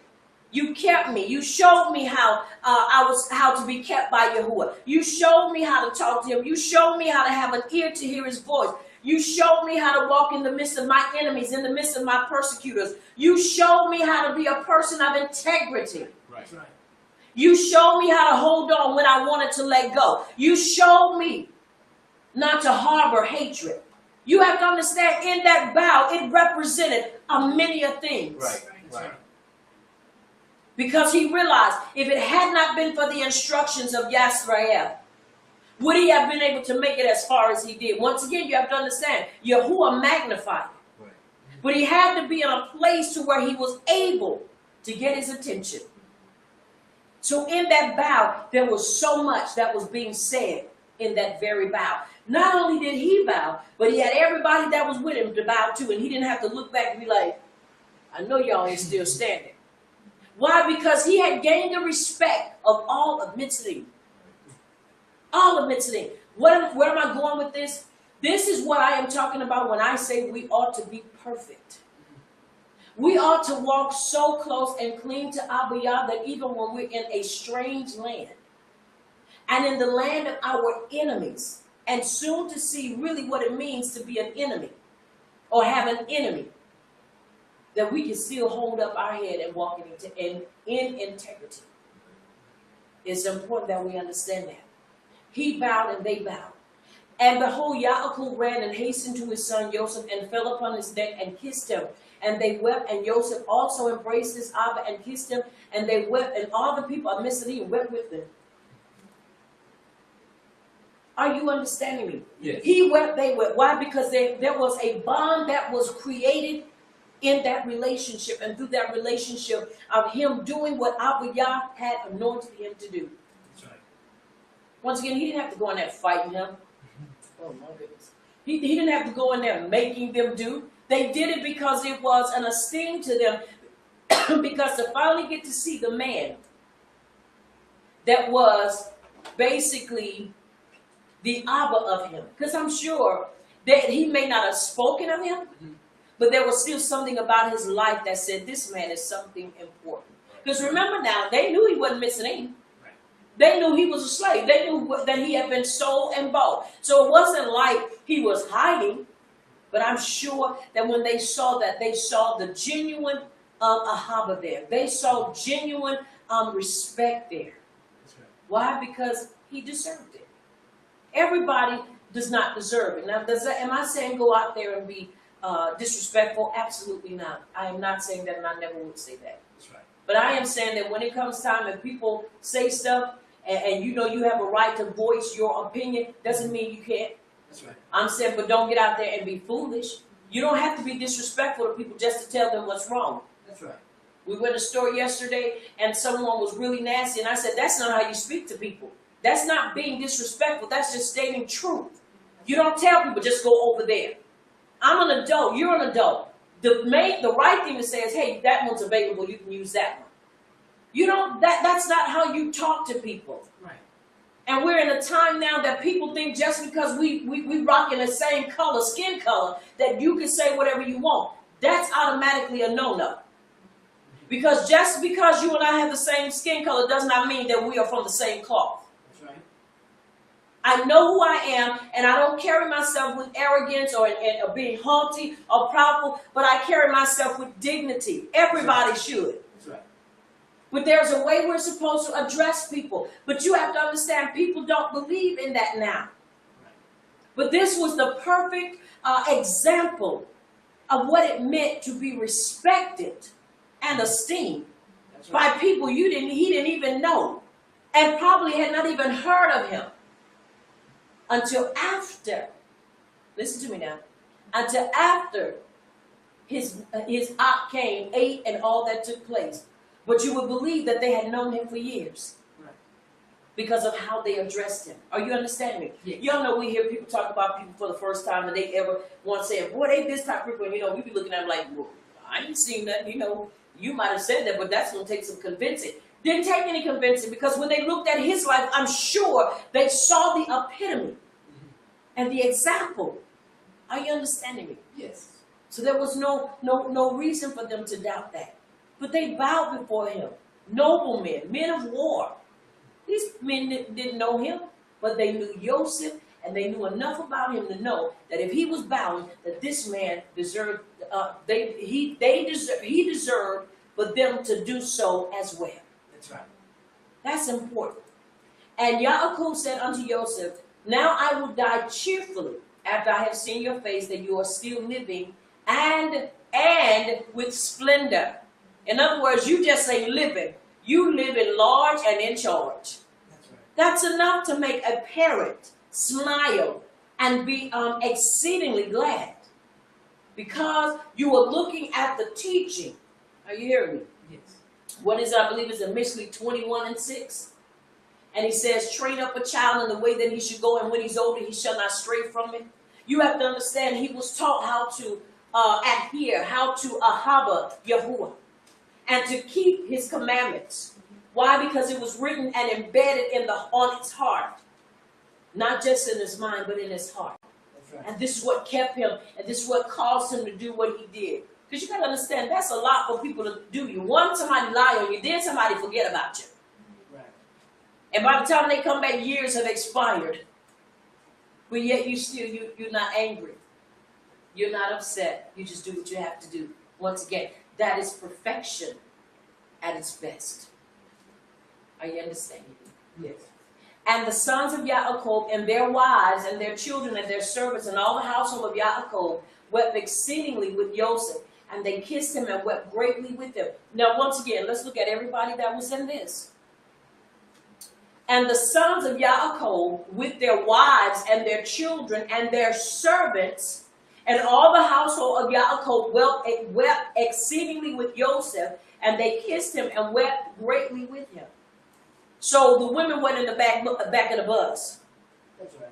The children were not in the back of the bus. They were all right there taking turns, hugging and kissing and showing their endearment unto him. Are you hearing me? Yes. Showing how they appreciated him. Because you have to understand, when the gifts went to them, when they were prepared to come back, those gifts were given to everybody, not just to the men. It was given to their wives too and their children. That's right. So they were basically, once again, showing their endearment and showing their ahava. This is phenomenal to me, because this is the way it's supposed to be when you are greeting Mishpachah. That's right. That's the way it's supposed to be when we're reconnecting. He was bringing them to where he was because this is what Abiyah had given him, and he was able to do that. Now I want to say this: many of us, Abiyah has given many things, and I'm sure many of you have great talents, and maybe you have people in your Mishpachah that I'm talking about rolling in dough. And I'm not just saying this just to be funny or to be out of the way. But most of the time when Abiyah gives our Mishpachah those type of positions and that type of finances, it is to be a baruch unto the Mishpachah. But because we've been so westernized, the first thing we think is, I ain't giving nobody nothing. Do they know what I went through to get this? I went through hell and high water. I was talked about, lied on, criticized. You know, I went through everything. And I had to pull the straps up on my boots, and I had to do this. Nobody helped me get this, and why should I have to give them a handout? Why do they think I should take care of them when they should be grateful that I've allowed them to come where I am? That's the mentality. You've been baruch with what a position that you basically are in charge, and you are making things happen, and you know you're not hurting for finances. And I'm not asking anybody for anything. I'm stating what I see in the writings. That's right. And if we're truly Ibram, then we can look and see that this is us and where we fit in. That's right. And what we're supposed to do. Now, once again, this is nothing compared to what we're getting ready to really embark upon. And Joseph and all his people returned afterward home to Mitzrayim. And Yaakov and his sons and all the children of his household came with Joseph to Mitzrayim. And Joseph placed them in the best part of Mitzrayim in the land of Goshen. In the best part in the land of Goshen. He said it, and Pharaoh agreed with it, and that's where they went. Now, mind you, they're in a time of famine. In a time of famine, you ain't trying to put no strangers on what's the best, but that's the esteem of Abiyah. That is his esteem. And so you got to look at his hand in this. And so they are being put in the best place while everybody else is struggling. Are you hearing me? Yes. They are struggling. Somebody said, but why are they struggling? Because it's a famine. That's right. It's a famine. And they are struggling. But he gives them the best place. Now, let's finish reading. And Joseph said unto his Abba and unto his brethren, I will go up and tell Pharaoh, saying, my brethren and my Abba's household and all belonging to them have come unto me, and behold, they are in the land of Goshen. Because he had to go and deal with that. Once again, it's important that we maintain, our position and our consistency. Yaakov didn't go running and say, well, that's my sonny boy. I'm his pops, and I want to come talk to you, because I need to talk to you about some things. He understood who he was, and he understood his position, and he also understood that even though he was the Abba of Joseph, he still was under Joseph. Are you understanding? He humbled himself to be led by Joseph, so that he could get what it was that he needed. Because remember, in the dream, it showed him that they all were going to bow before him. Even Yaakov was going to bow before him. That's right. And so it's important that we understand that Yaakov understood that he was going to be led by his son, Joseph. That's right. And he had no issue with it. That's right. At first he did. He said, what, me and your mom, we're going to bow before you too? What madness. You have to understand, once again, when we hear things and we don't hear them in the right ruach, they can sound really negative, especially when we're on the opposite end of the Baruch. Are you hearing me? Yes. It's important we understand how we hear and how we listen is how we'll be able to perceive and process information. Because if you hear information and you are not in the right ruach, it will twist your own ruach. Why? Because you got to be in that right mindset. Because what they could be telling you could be absolutely right, but if you're not in the right ruach, it'll make you angry and you will be frustrated. Especially if it has to deal with you being on the opposite end of the Baruch. All right. Now listen what he says. And Joseph did so and took from his brethren Reuben, Issachar, Zebulun, and his brother Benjamin, and he placed them before Pharaoh. Now look at how he did it. Reuben, Issachar, and Zebulun, the older ones. His brother Benjamin. And he placed them before Pharaoh. And I was saying, why would he put them before Pharaoh? Why? Because he wanted Pharaoh to get adjusted to see their faces, because they would be the ones that would probably have been doing the most around him. Are you understanding me? Yes. And then because they were the oldest, and they represented everybody else. Now listen what happens. And Joseph spoke unto Pharaoh, saying, my brethren and my Abba's household, and all belonging to them together with their flocks and cattle have come unto me from the land of Canaan, to sojourn at Mitzrayim, for the famine was sore upon them. And Pharaoh said unto Joseph, place your Abba and brethren in the best part of the land, withhold not from them all that is great, and cause them to eat of the fat of the land. Now we're in a famine, the fat of the land. Are you following me? Yes. Eat of the fat of the land. That says that the best was reserved for them, even in the famine. That's right. This is why we as a people cannot become scatterbrains. Yes. Hear what I'm saying? We can't get scared of everything we hear, because people are grabbing information, some information outdated, underrated, overrated, because we didn't heard it. Now it has us afraid. Now we want to bring everybody else in this party of fear. Instead of researching before we put it out there, y'all, we got to run because the sky is falling. Instead of stopping and saying, hold up, let me see, what am I standing under first? Let me make sure that I'm not under something that has just fell on me, and I'm believing it's the sky, and it really is not the sky. That's right. And so you get people in a panic. Now everybody's scared. Now everybody starts doing within themselves what is right to them, and it doesn't matter who's left out. Right. This is not the case. They understood what was taking place. They understood what was going on. And he said, look, you got to understand, Abba Yah told me he's going to take care of him no matter what. And whenever he says a word and gives you a word, you can put your life on it, that it won't come back unto us without tangibility. If he spoke it, he's going to bring it to pass. And if he said it, he's going to make it good. That's right. He will not lie. Problem comes in is, where are we on the belief chart? Do we believe him just for the small things, or can we believe him for the things that are larger than we are? Can we believe him for the things that we can't put our hands on and some way, somehow control it a little bit? Can we believe him out of our comfort zone? Or does it have to be comfortable for us in order for us to believe him? He had to believe him outside of his comfort zone because he did not want to leave. But Yahuwah told him, he said, come on, I'm going to take care of you. Don't worry about it. That's right. Now you have to understand, Yaakov was accustomed to doing everything. He was accustomed to going and finding the wells. He was accustomed to doing this and doing that. Now age has caught up with him. I'm not saying that he couldn't do anything.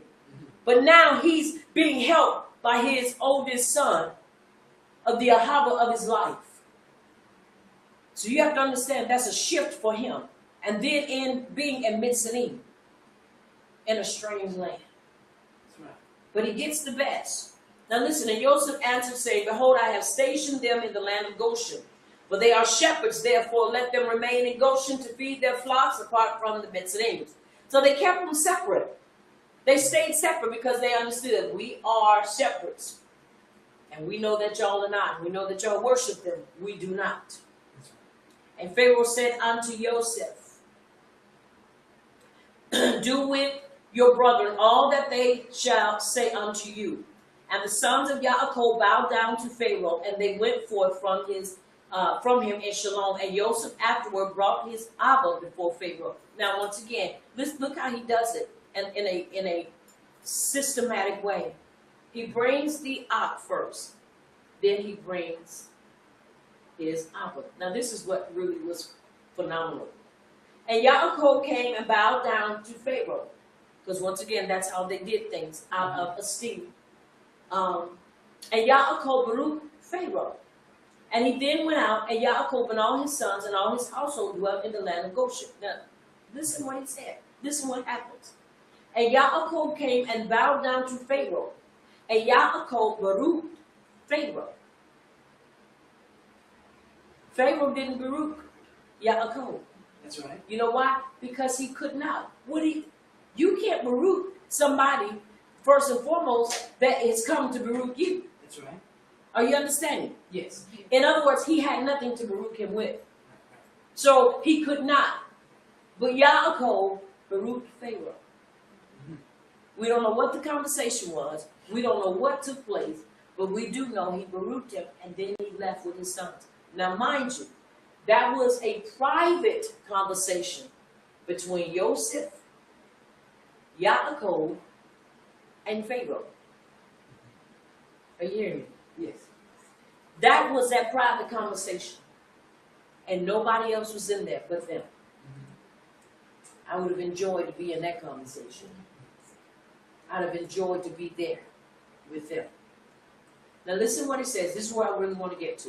And then we'll read a couple of chapters in Shemot. But once again, I wanted to catch us up so you can see what's going on. But it's just so much. Now listen at this. In the second year, that is in the 130th year of the life of Yaakov. Because remember, he was 130 years. And and we're going to see he died at 147. Joseph maintained, now watch this.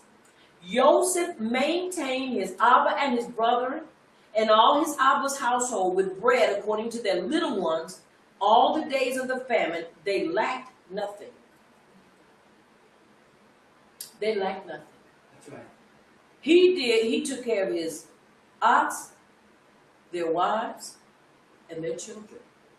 That's right. He took care of them. And look what it says, and they lacked nothing. It was none of that, well, y'all have to get out and work. Y'all grown men. Y'all can get out there and work. I mean, we might be in a family, but y'all can do something. Y'all ain't gonna sit around here and eat off from me and, and take from me. It's too many of y'all. Y'all gonna bankrupt me. Y'all gonna kill me. There was no such thing because he understood what he was called to do. And that was to preserve them and keep them. Now listen what it says. And Joseph gave them the best part of the whole land. Now they were in Goshen. Now you in the best part, but then you get the best of even Goshen. That's a double baruch. That's right.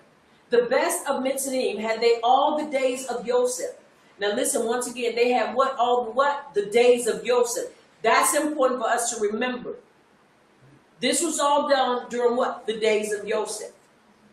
And Joseph also gave unto them and unto the whole of his Abba's household clothes and garments, year by year. And the sons of Yaakov remained securely in Mitzrayim all the days of their own brother. All the days that Joseph was in position, he took care of them. And he didn't sweat it. Now you have to understand once again, a lot of people think, I shouldn't have to do this, because they grown. And if they grown, they ought to be able to take care of themselves. I shouldn't have to do this. They're coming here. This is a place, it's fertile, it's fat, we can get the milk and honey. They could do. But that's not what they were brought there to do. That's right. Are you understanding? There's going to be a time that they are going to do that. But this is the time that he was raised up to do what he was doing at that time. Now you have to understand, year to year, he was clothing them, he was feeding them. They were on that program to where all they had to do was get up and give Yah the beauty because of what they had come into. That's right. He was taking care of them. He was running things just like a boss would. That's right. He was running things just like a shot caller does. And guess what? And he had the backing of Yahuwah.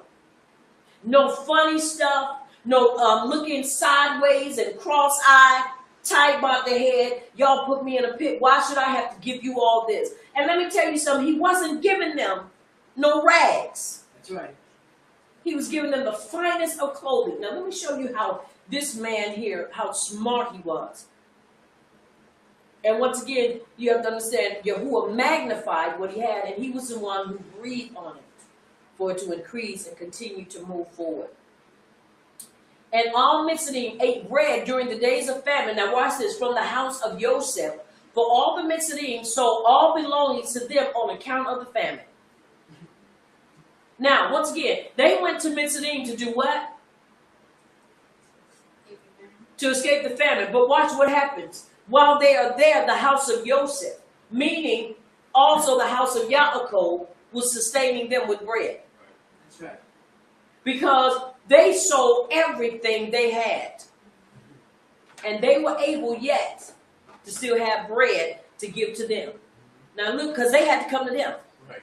You have to understand something. When Yahuwah puts you in a position, no matter how you have to get there, you better know when he puts you there, he's going to secure you. That's right. That's right.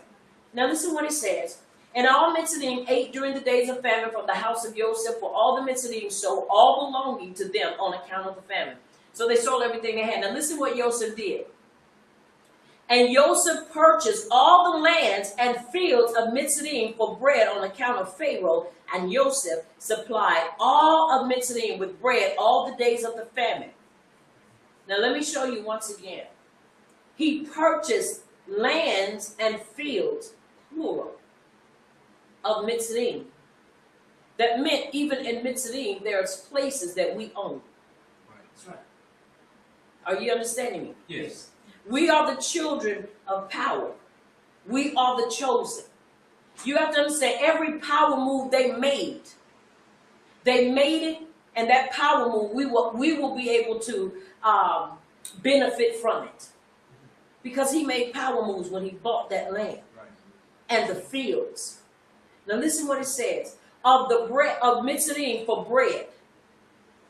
They were selling land for bread. Because they had nothing else. This is why, and I know that this is the revelation that Yahuwah gave me. Whenever you see the storms hit, and whenever there is a storm threatening to hit, hadn't hit, but it's possible a storm could come, the first thing people do is try to corner the market on the bread and the milk. You wonder why. Everybody talking about, what are they going to make? Milk bread sandwiches? Milk bread sandwiches. And I said, no. You know what? Yahuwah showed me. They buy all of that because they know most of the people make bread with milk. You take the bread. You can make all kind of stuff with bread. You can make, you can turn around, take bread, soak it, milk and whatever. You can make sweets with it. You can make toast with it. You can live off of bread and milk if you know how to fix it. Right. And so what they do is they grab it, because if they can preserve it, then if there's none of that left, they can charge you $1,000 a bottle if you have nothing. If there's no more milk and they own it. Somebody said, well, how do they keep the bread? Freeze it. That's right. You freeze it, and when people need bread, well, I need some bread. Who has bread? I have some. Okay, well, how much? It's going to cost you $1,000 a loaf. $1,000 a loaf. But guess what? You're good for it. Because if you can't buy or do anything else, you got money just sitting around because you can't purchase nothing, because nothing is to be purchased. So what do you have to do? You have to go and purchase it from them, because they're the ones that's cornering the market on it. Right. That's right. What you have to understand is that Joseph cornered the market because he listened to Abiyah, and then what Abiyah impregnated him with, when he gave birth to it, he also put in him ideas and visions, so that when he put it together, this is what came forth. So he had enough of wisdom to buy even the surrounding lands and fields. That's right. When you start looking at an acre or more going for a loaf of bread, and who cornered that? Who cornered that? Joseph and his mishpachah. That's right. It's important that we understand. Now listen what it says. He supplied them with the bread, and he supplied. Now this is what once again, which really just blew me away. And Joseph collected all the silver and gold that came unto him for the corn which they bought throughout the land.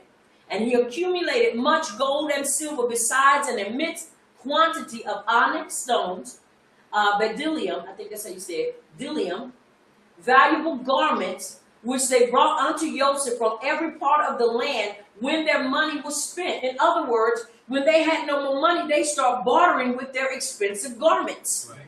That's right. This is why also you have to understand how the children of Yisrael end up having so much gold, so much silver, and so many garments, because Joseph was turning around giving them the garments. Here, wear this, try this on. See if you can fit that. This is yours. Here, go ahead and take that. It's yours. It's yours. Go ahead. You can have it. I paid for it. And it's all legal. Right. That's right. This is the best business plan you could ever see in the writings. Right. That's right. Why? Because you have to understand, he had such a outline and it orchestrated that it would help them for 7 years. 7 years. You have to understand, you got to know what you're doing, because you don't know how many people are going to come to you. You have to know. It's not that they ran out. They didn't run out. Right. But Mitzrayim didn't have anything else, because they had used everything they had to buy. Are you understanding me? Yes. They were not broke. It's just, they didn't have, in other words, they bought, and the more they bought, the more they spent. So by the time they got down to coming to the close of it, they had spent everything they had. So they had to start using other things to barter with, clothes, and so forth. Valuable, silver, gold. And so by the time it was over, they was buying land for bread. So I got a loaf of bread. Well, I don't have anything. What do you have of value? I have land. It's either that land you can't eat on and you can't grow nothing off of because it's a famine, no water and no nothing going on, so you can't do anything. So then you have no other choice but to sell me that land for some bread. And watch this, it's legal. Right. Right. It's legal. It is not illegal. Why? Because if you want it and you want to eat, you have to do it. And if you were not, and they were not using wisdom and how they were doing or whatever, you got to do what you have to do in order to survive. That's right. And look what it says.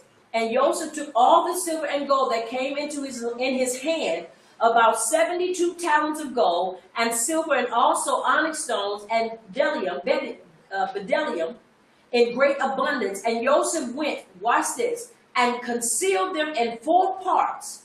And he concealed one part in the wilderness near the Red Sea, and one part by the river Perak, and the 3rd and 4th part he concealed in the desert opposite to the wilderness of Persia and Media. So once again, he had 72 talents. Now look what he does. And he took part of the gold and silver that was left and gave it unto all his brothers, and unto all his Abba's household, and unto all the women of his Abba's household. And the rest he brought to the house of Pharaoh, about 20 talents of gold and silver. So he made sure that he put some up, gave some to family, and then gave some to Pharaoh. That's a business plan out of this world. Right. That's right. Why is it fail-proof? Because number one, you pay where you are, but before you do that, you make sure you put it up. And I'm inclined to believe that putting up went to Yahuwah. Right. That was set aside for Yahuwah in those 4 places. Then you come back and you make sure that your mishpachah is set. Everybody, the women included, not just the men. Everybody is set.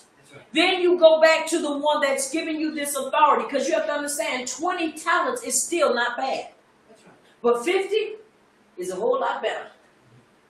And you have to understand, he set it up to where he was able to do that. Most of the time, and once again, I'm not saying everybody, but most of the time when we set up stuff, we don't set it up for family to benefit from it. Right. We set it up to benefit ourselves from it. Yes, you may have your ish or your isha, but when it come down to other family members, we ain't think about them. You're like, oh no, every man for himself and Yahuwah for his own. But I ain't putting up jack for them. But you have to understand, once again, listen to what I'm saying. These were people that were walking in truth.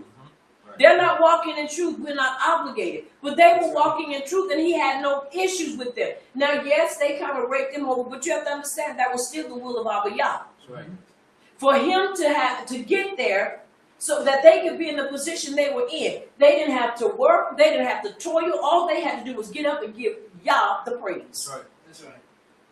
They received silver. They received gold. They received nice garments. They even were able to have land. So once again, when he says, I will set you aside, or you are a set apart people unto me, the world will know we are a set apart people when we come together and start acting as one. That's right. That's right. Until we start being as one, everybody all over the place, everybody here, everybody there. They don't know who we are. All they know is we say we are the Hebrews. Right. Right. But when we start coming together and building, and they see that we are truly one, they can't deny us what belongs to us. That's right. Abba Yah will release unto us what is ours. The reason he can't release a lot of things to us is because we're still too divided. If in this Mishpachah, and regardless of where we are all across the globe, if we had about, say, and I'm just hypothetically speaking, about maybe 100,000 of us, and I know that's a large number. No, let me skim it down some. Let's say about 200, that's still too high. Let's say about 1,000. Let's say 2,000. Let's say we had 2,000 of our mishpachot to receive about $20, $50 million apiece. 50 million now. That's how many people I said? That's 2,000 people that receive, say, 2 million. Say $2 million. Let me tell you something. $1 million can go a long way. Now, out of that, and because we are Mishpachah and our lives denote it, some of us are still rusty. I know I'm still getting the rust and the kinks out and still doing what I know to do because I am working on perfecting my life. But out of that, how many would dare to go out of their way and say, this is my Mishpachah? This is them. I need to give you 100,000, or I need to give you 50,000. I need to give you, because according to your house, you would need something like 50,000 to be able to do. I'm going to give you 100,000 because of the size of your family. Now you take that and distribute it among your people, among your mishpachah. How many of us will be willing to do that? It's sad, but we can't say that everybody would. Somebody asked me, would I do it? Why wouldn't I? Yes, I would do it. Especially with the people that I know, that I've watched their lives. I may not be on Facebook all the time. And you may see my light, and I may not answer everybody at all times. But I am there. And I believe that if we would start doing these things, that we will begin to get the attention of a lot of people. Not that we're trying to get the attention of people, but we're trying to make something happen with our own. With our own. Once again, when he brought them in with a plan. He had a plan for them. He was already financially set because he allowed Yahuwah to speak to him and because he was anointed to do that. Everybody is not, but for the ones that are, those are the ones that I'm speaking to. You know, those that have that kind of money, but they're stingy. They're stingy. Now, I'm not talking about you, and you thinking, well, probably talking about, no, I am not talking about you. Because even if you had $1 million, you can't take that and give it to everybody. Right. I'm not telling you to do that. But what I am saying is we need to start looking at ways that we can help one another as a mishpachah. That's right. That's right. Because you have to understand, he brought everybody in, all of his mishpachah in there. And when he did, they were able to live and they were able to be taken care of. Because you have to understand, he had a plan that kept on moving no matter what and how tight it got. That system he created, it kept on going. Even when it was like it was about to drop, it kept on going. Even when other people ran out, he did not. He did not run out. Why? Because he listened and he had a fail-safe plan that Yahuwah had given him. He had given him. He didn't ask them to come in and pay rent. Now, mind you, they weren't broke now.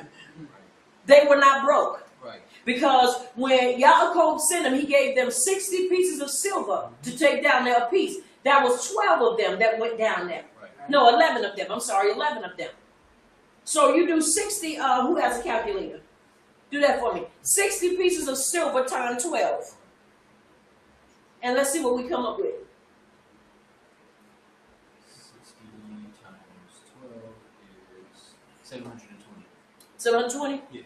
No, it has to be more than that. 60 You did times? Yes. 60 times 12? Mm-hmm. Yes.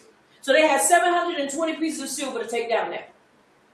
You did 60 times 12. Yes. Okay. They had 700 pieces of silver to take down there for them to buy. He said, take this. Then he gave them gifts. Now, for 12 people, that's a lot of silver. Because you have to understand the value of silver. Right. The value of silver and what they were going to get from it. Now, once again, you got 12 times 60 pieces of silver. $700. That meant each one of them, or 700. We don't know 100. In other words, what that assessed to in silver. So we're going to say 700. Right. So 700 pieces. But the value of it, we can't really say. But I do know it was a lot, because you're not going to just take it and say each piece represented $1. No, you have to understand what was the going currency rate for that silver. But 700 allows us to know that they were not broke, and they were not like they didn't have, because they had animals they were taking down there. So it wasn't like they didn't have it, but he still wanted to give to them. We can't always look and say, well, they already got it. We don't need to do nothing for them, because they already got it. It's not about them having. It's about him doing what Abba Yah had given him to do for them as a mishpachah. That's right. Sometimes we get to looking at other people, what other people have, and we're like, I am not about to give that to them. They don't need it. It's a famine, though. You have to understand. It wasn't for them right then and there. It was for when that famine was up, they were going to be able to do, because they were going to need that money, or that silver and gold Right. in the coming years. Years, and years. So you have to understand, they were not broke. Right. But he was setting a foundation for them and their children's children's children. They were setting a foundation. Are we willing to set that same type of foundation? Can we? Once again, and it says, they weren't asking him for nothing. He was doing it, and neither were they being impatient with him. You know how you tell people they're going to do something, they don't do it, or people tell you they're going to do something, and then they don't do it. Right. Right. You know, we have to get to that point that, you know what? Hey, let's do it. If I'm going to say I'm going to do it, I'm going to do it. Period. Are you hearing me? But we've got to learn to trust and not be like that. And so here it is. And I'm not talking about people trying to swindle you. Right. He knew who his mishpachah was. He knew they had servants. He knew they had families. He knew they had children. But nobody lacked a thing. Right. Right. Nobody lacked a thing. So once again, they had their stuff in order. Now listen what it says. And he concealed that silver and that gold in 4 parts. He put some away that I would be inclined to believe. He put it away. That was Yahuwah's portion. Right. Then he went to his mishpachah. And then he went right back to Pharaoh and gave him what was due him. He did it. Now, once again, it's important that we understand. Even Yahushua said, render unto Caesar what is his, but unto Yah what is his. That's right. It's important that we understand that. They gonna come whether you want to do it or not, but they gonna come get them taxes. And it's illegal, and still can't nobody say, can't nobody fight them on it, because every time you go to fight them on it, you always got this system that comes up, and they act like they crazy, and the Supreme Court won't touch it, but everybody else, when it comes down to it, says, look, this ain't right. We can't even answer the people correctly and give them an applicable answer to their why we have to pay taxes. Right. Nobody can answer that. And when you try to take them to court, you make it as far as the Supreme Court, and the Supreme Court won't let you do it. Right. And you start wondering, why won't they let you do it? Because, once again, they're in cahoots. Mm-hmm. So you have to look at what is being said. Caesar is going to get his. But are we going to slight Yahuwah and not let him get his? Right. Once again, it's important that we understand, and we've got to come together. We got to come together on a very large scale, because we talk about the famine and we talk about all hell breaking loose. But it's not a talk, y'all. This is going to happen. Right. And for people that are in different areas and all over the place, if you have no means to get to that one designated place, which do we have a designated place? Right. when all this happened, that you can come and we're all in one general location to where everybody can get and receive. Do we have that? I've not heard of it. I have not. And so when these things happen, where do we direct people? Where do we send our people? That's something we need to consider. Once again, we're not enemies. But when the world looks at us and sees us divided, that's easy picking. Right. You just start picking people off and you just start dividing and pulling people in different areas. And you basically can destroy people. But he did these things. And once again, when you just read it, you don't see all he did. And the reason I'm reading this is because I want to show you why the next Pharaoh had an issue with him and with them. Because you have to understand, everything that Joseph did was recorded. It was recorded to show how powerful and how wise he was. And also that was into his, transferred into his family. In other words, it was passed down. Everybody got some. And listen, he said, gave it to Pharaoh, and they lacked nothing. Year by year, they lacked nothing. And Joseph dwelt securely in Mitzrayim, and the whole land was under his advice. Do you hear me? Under his advice. And his Abba and all his brethren dwelt in the land of Goshen and took possession of it. Now you have to understand, they didn't just live there, they took possession of it. To take possession of something means what? To obtain it like it's yours, because it was theirs. Are you understanding me? Yes. That is important unto us as well. That we learn to take possession of certain things when we have the ability to do so.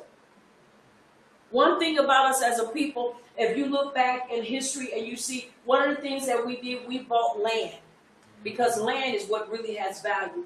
You can have $1 billion in your account, and if the money, the fiat money, the value of it falls, you could have all that money and it still not be come up to be valued to but about $1 million. Are you understanding? Yes. Because if you got $1 and it's not worth but 50 cents, and you got a $5 that's not worth but $1, and then you got a $10 bill, but it's only worth $3.50.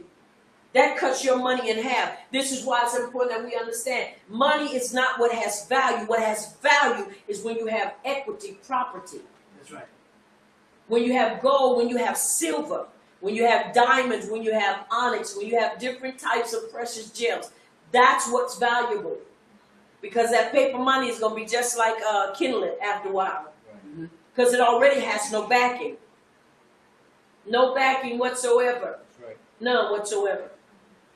And without the backing of silver and gold, it's actually worth nothing. That's right. But we'll kill over it. We'll fall out behind that paper. Now don't get me wrong, you need it because we got to use it. But when it's all said and done, it has no real value. What is valuable is gold and silver and property. Because those are assets. That's equity. Well, you can get equity out of it. So it's important that we understand that. Once again, I just wanted to show you what Joseph did. I wanted us to come up to speed to see what was going on so that we could see why this Pharaoh is going to, after Yaakov dies, why this Pharaoh is the way that he is and so forth, because it's just amazing how, once again, these things take place. Right. People will dislike you not always because of who you are, but because of who you come from. Yours sounds familiar, doesn't it? Yes. They will hate you and they will despise you because of where you come from and because of that history. They'll hate you. And this is something we need to understand. Now, let's listen. And Joseph was very aged, advanced in days, and his two sons, Ephraim and Manasseh, remained constantly, in the house of Yaakov, together with the children of the sons of Yaakov, their brethren, to learn the ways of Yahuwah and his law. Now, you have to understand, remember when he told them, when we read last week, I believe it was, and we heard about how Yaakov told Joseph, Manasseh and Ephraim are my sons, and they're going to come and dwell with me. This is why, because in order for them to be taught the law and taught instructions, they had to be in the house of Yaakov. That's right. Did Joseph still have a relationship with them? Absolutely. But they had to be taught, and who better to teach them than their grandpapa? He is the one that taught them. And that was the structure. It's sad when we don't have that today. That's right. Even when you look at it, and those that are walking in truth, and I'm not saying that everybody, but most of the time you have a lot of what's going on. You have those that are in camps, and all camps are not bad, so please do not think I'm talking about you if you know that's not you. Right. But most of the elders that are in there, they don't teach the younger men. They put other people to teach them. And so while they are teaching them, they just sit back. And if it's something else that they feel that needs to be dealt with, they deal with it. Somebody said, what's wrong with that? What's wrong with that is when you have someone that's seasoned in this thing to teach everybody that's under them. That's what makes it better, and that's what makes it stick. Am I saying that younger people can't teach? Absolutely not.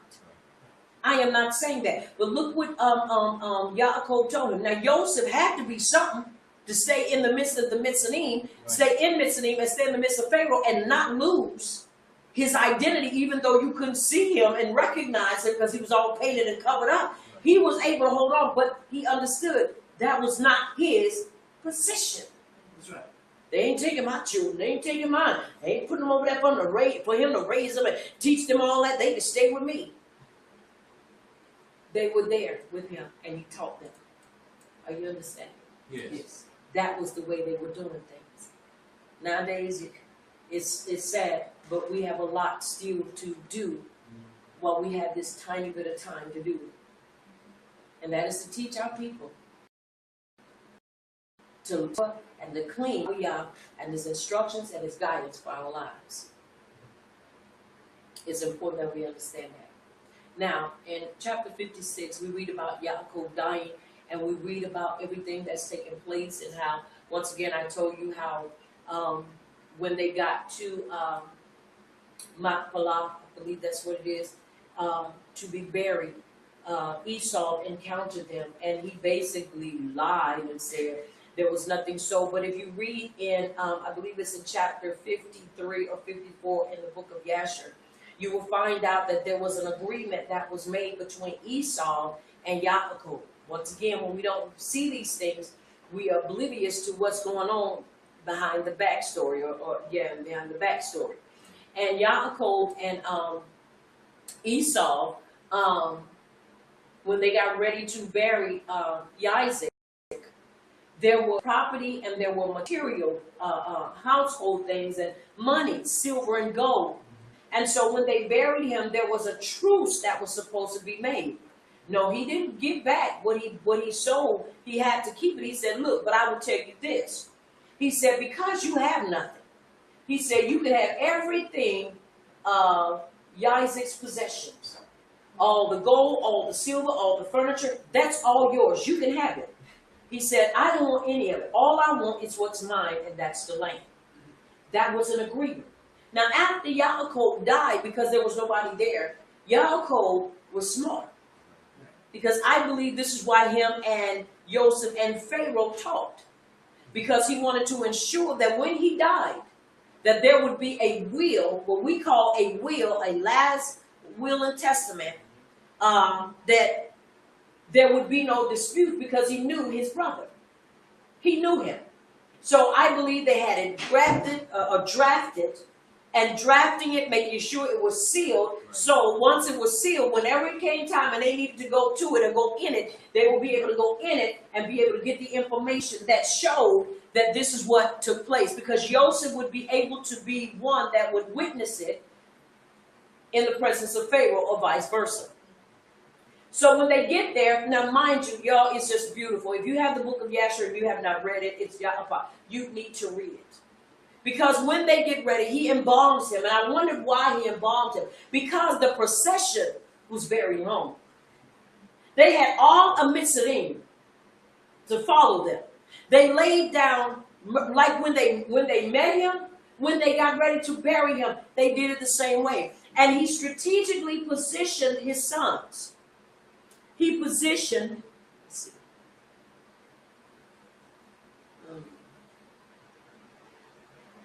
show you just real quick.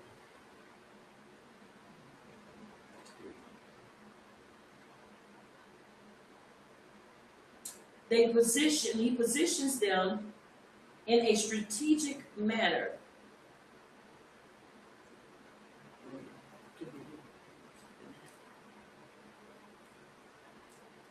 All right, 47. I just want to show you this real quick.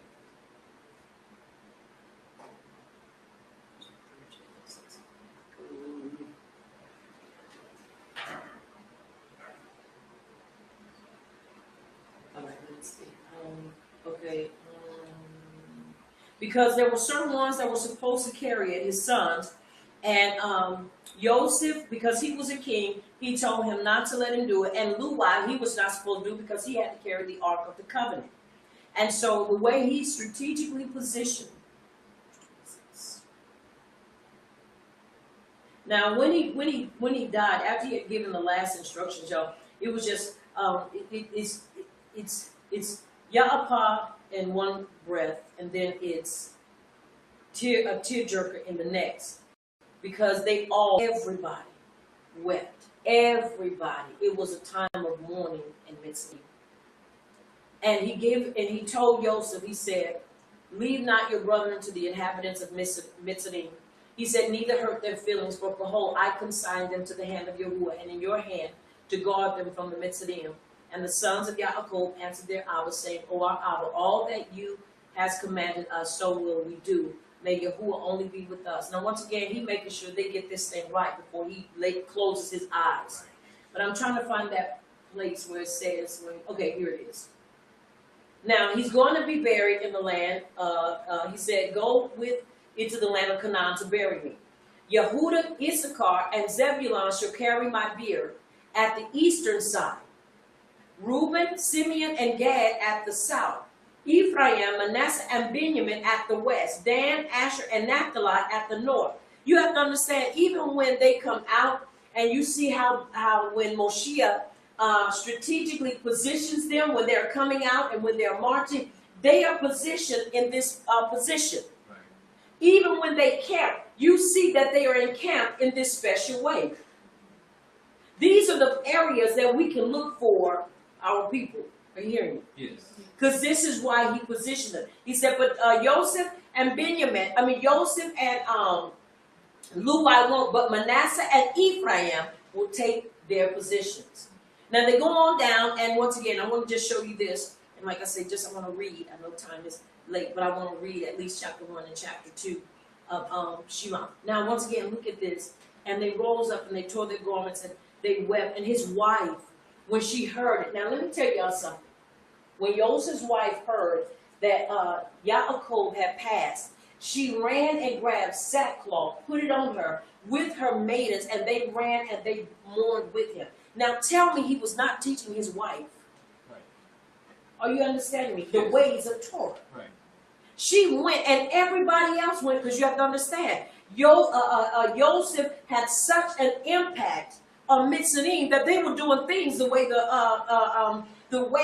the Ibram was supposed to do it. They were mourning. They did these things because he had such an impact on them. They were mourning his life. And I'm telling you, it was just so awesome. Now, once again, after these things had taken place, and after the days of his weeping had passed away, and the end of 70 days, Joseph said unto Pharaoh, I will go and bury my Abba in the land of Canaan. Now, mind you, his body was preserved. So they mourned. That's a long time, but that's you look at 2 months and 60 days. 60 days. And you add another 10 days, so they mourned 2 months, almost and a half, over Joseph. That's how long they mourned, because it was that grievous. And I believe in integrity and truthfulness, that when you give a person that time to mourn without interruptions, they're able to get it out. Exactly. But when you start trying to rush people and tell them, well, you ought to be over that, and you've not been through that, or you've been through that, and you were able to get past it faster, not mean that now everything has to be set around you being able to get past your time of mourning. You got over it within a day. That's you. It takes other people longer. Because you got to give account. You think about it. When you smell, you're looking at his clothes. When you're looking at certain things, that takes you back into a place of depression. Or no, let me not say depression, but of mourning. Because there's a difference between mourning and being depressed. But mourning. So you're mourning. You see them. You see their clothes. You're passing out the stuff. Then you got to look and make sure the body is prepared. That's another reason mourning. Then when you just think about all that time, because he was with him for 17 years before he closed his eyes. And I believe that's why he worked so hard to make sure he had the best 17 years of his life. Are you understanding? Yes. And so here it is. He does this, and now they're mourning. Once again, mourning is healthy. Holding it in is unhealthy. Because when you don't mourn properly, you can cause yourself to get sick and then open yourself up to depression. Mourning is a good thing when it's done in a healthy manner. That's right. He gave them, I believe it's in the writings where Yahuwah gave us 70 days. Because even when Moshe, when he passed, they mourned. So you have to understand, mourning, when you mourn at a decent time and a healthy time, it is really good for you. I mean, that may sound kind of, what do I want to say, unorthodox. But if you mourn correctly, when you are over that part of the mourning, then you're able to move forward. Does that mean you won't think about it every now and then and possibly get sad? Yes. But that part will be, you will be a little bit beyond that. You'll be a little further past that because you even got the crying out of you. 2 months and a half, I believe that's a good time of mourning because that's when you really cry it out and get it out of you without anybody stopping you. And you're able to do it in a healthy manner. Now listen what happened. And so he does this, and so he is embalmed. And because the procession from there was a nice procession, and it went a long ways. And they laid down different, like I say, flowers and ointments. And they had every noble person from Mitzrayim and his sons going, and the Ark of the Covenant, and the elders, everybody wept. The servants of Pharaoh and the elders, everybody wept, the officers. When they went to bury Yaakov in the land of Canaan, and the sons of Yaakov carried the bier upon which he lay, according to all that their Abba commanded them, so did his sons unto him. Now watch this, and the bier was of pure gold. You wonder why they go and they went and pillaged the coffins or the biers, because they were outlined with pure gold. That's a way to be buried. Right. Because that was what they looked at. And so it's important that we look. Now, look at what it says. They did. Now, and covering of the bier was golden woven work, joined with threads, and over them were hooks of onyx, stones, and bdellium. Now remember, this is all the stuff he had. This man had a coffin that beat the band. Yes, he did. Very tactful, very tasteful. And so it's important that we understand what's going on. Now, and he also placed upon the head of his Abba, Yaakov, a large golden crown, and he put a golden scepter in his hand, and they surrounded the bier, as was the custom of kings during their lives. So he was buried like what? As a king. That's right. Because he was viewed as a king. Once again, you have to understand the position that he had in his son's life.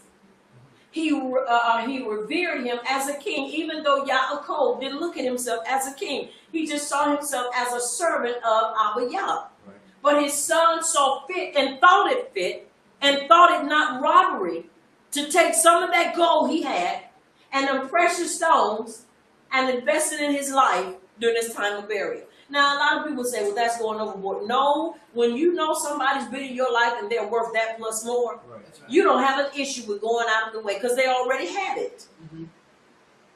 He was buried like the king that he represented. Are you understanding? Yes. So it's important. Now, again, look at this once again is what happens. And all the troops of Mitzrayim went before him in disarray.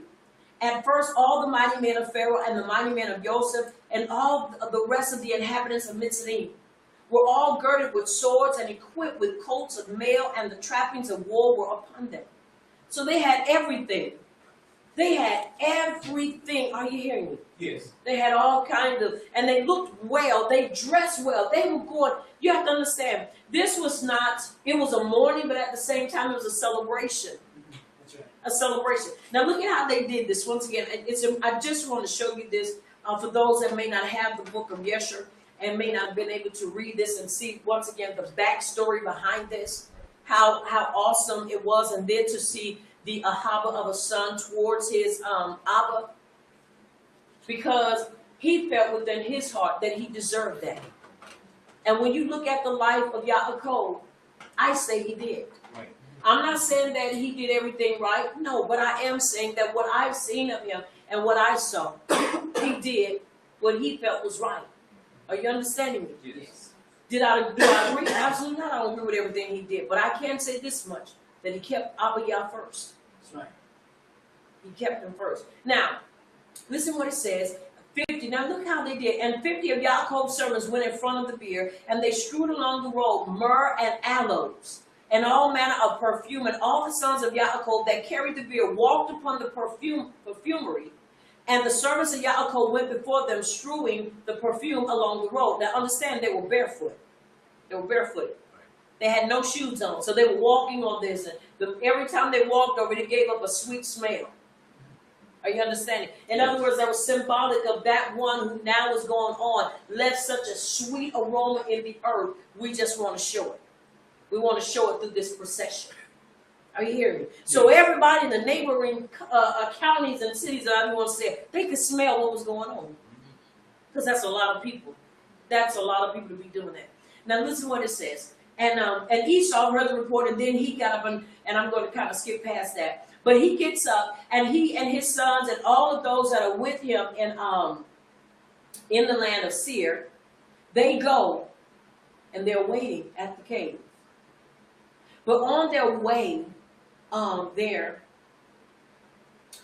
Joseph finds other men that have crowns, and they take the crowns and they place them on the bier, and they're kings, and they take off their crowns and they put them on the bier around in esteem of Joseph being a king.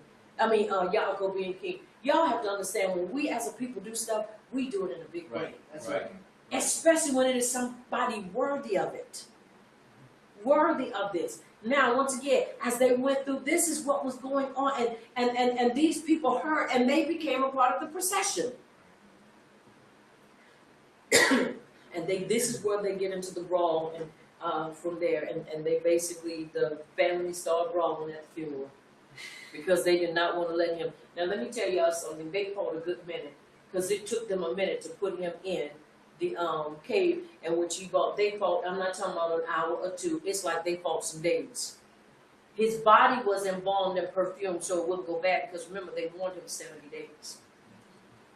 So he was straight, but then to have him out just that much longer, because he fighting with his brother, and many people, Esau died that day, his sons died, and the people that came with him died that day at the procession, because they wanted to bury him. And he told them, I don't recall none of that. He told them, he lying, I didn't do all that. So, they about mad, because now what did he do? He's disrespecting him and this funeral.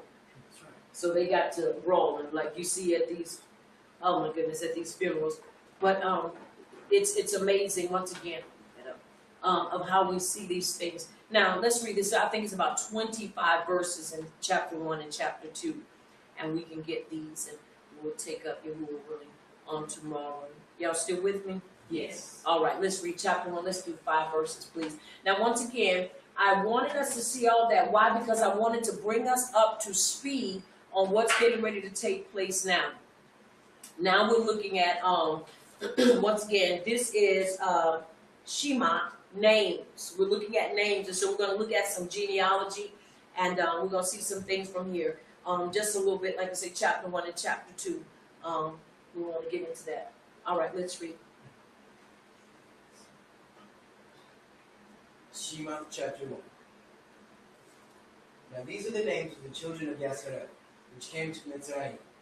Each man in this household came with Yaakov: Reuben, Shimon, Levi, and Yehuda; Issachar, Zebulun, and Benjamin; Dan, Naphtali, Gad, and Asher.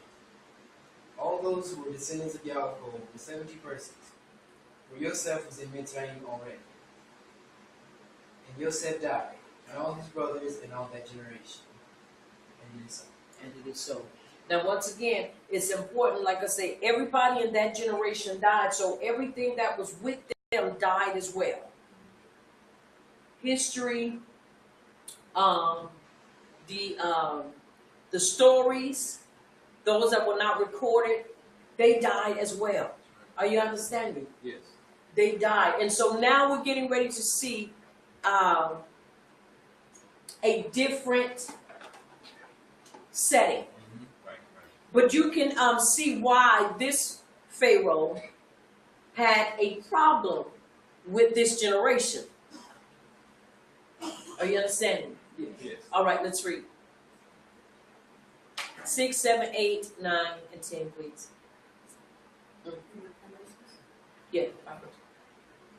Verse 6 reads, And Joseph died, and all his brothers, and all the generation, and the children of Yasrael were fruitful, and increased abundantly, multiplied and grew exceedingly mighty, and the land was filled with them.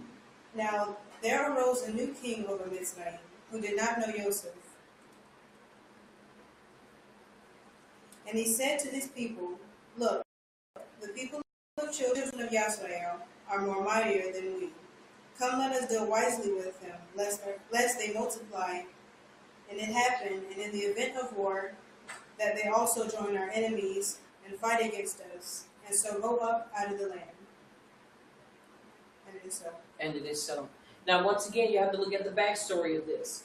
They did not know Joseph, and neither did they know any of Joseph's brothers. By that time, all of them were dead, but yet there was always a history of what was done. Now, you have to understand, once again, at the funeral procession, generations back, you see where they're fighting Esau, and you see where they're fighting them at the cave.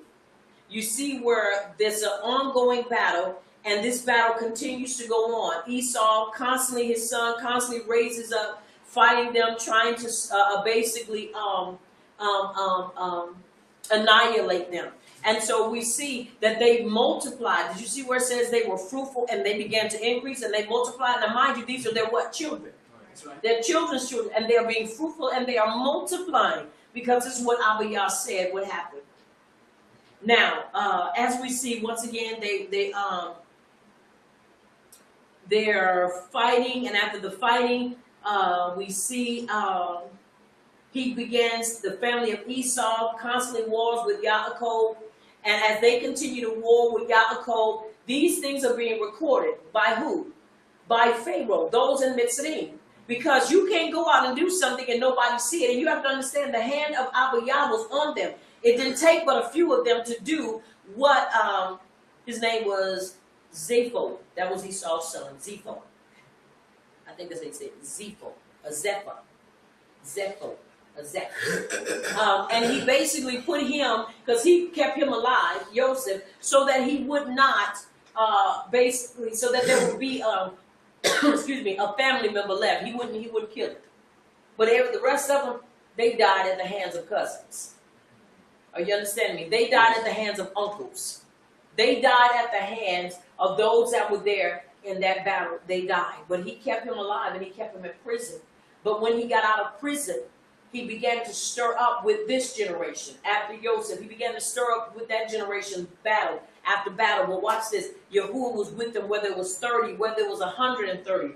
They could slay 10,000. And so when the Pharaoh saw this, he began to get nervous. But this is the beginning of the prophetic word that Yahuwah spoke, that they were going to go into bondage in that land. Now, this is why you have to understand, Yahuwah allowed them to accumulate and to have all that they had. Are you understanding me? Because he knew there was coming a time that these things were going to be abundant. And so constantly they saw them, and they saw what Yahuwah was doing. But because they knew not of Yahuwah, they felt like, okay, this is them doing this. Okay, we can't afford to have them go out there, connect with somebody else, and then they come and fight us and they destroy us. No, we got to basically change this thing. Right. One, they didn't want them to produce.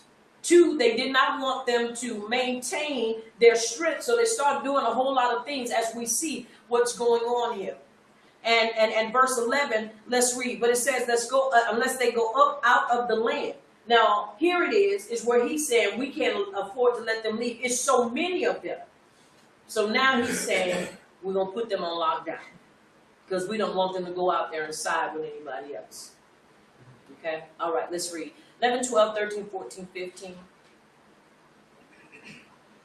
Therefore, they set taskmasters over them to afflict them with their burdens.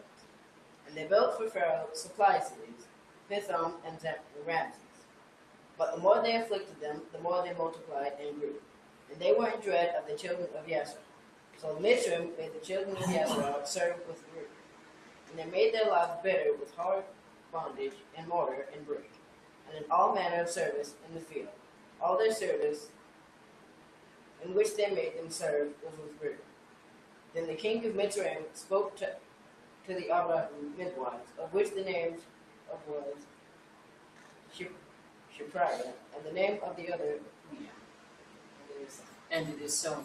Now once again, they began to multiply, and he's scared, and so they set taskmasters over them to afflict them with their burdens, and they built for Pharaoh supply cities, Pithom and Ramses. But the more they afflicted them, the more they multiplied and grew, and they were in dread of the children of Yisrael. Now you have to understand the reason why all these things was happening. It says Yahuwah had Baruch Yisrael with organic growth. And so this is what was taking place. That was going on. Remember in the writings, when I read it to you in Devarim chapter 6, verses 1 through 18, we read, and he says that I will give you the rain in his due season. Yes. You have to understand that had already taken place. Their stuff was growing, and it was growing at a rate that it was blowing people's minds. They couldn't understand how were they still able to do what they're doing. Now, mind you, in the famine, they were still living. They were in Mitzrayim, in Goshen. They were going there for safety, but they had to turn around, and Mitzrayim had to turn around and come to them for supplies. Right. Because that's the way Yahuwah had set that thing up. He reversed it. And so here it is now. We see, what is he doing? He said, build me storehouses. You have to understand there were already storehouses there that were built. But these were built at the hands of Joseph. And the reason why, another reason why he had them working hard was because he said if he kept them apart from their wives, then they wouldn't be able to multiply. Kept them away from home. And then when they got home, they would be too tired to be intimate, so they couldn't reproduce. But in spite of that, they were still bringing forth.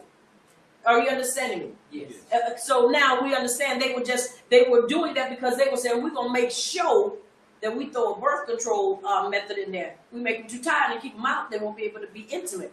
It didn't work.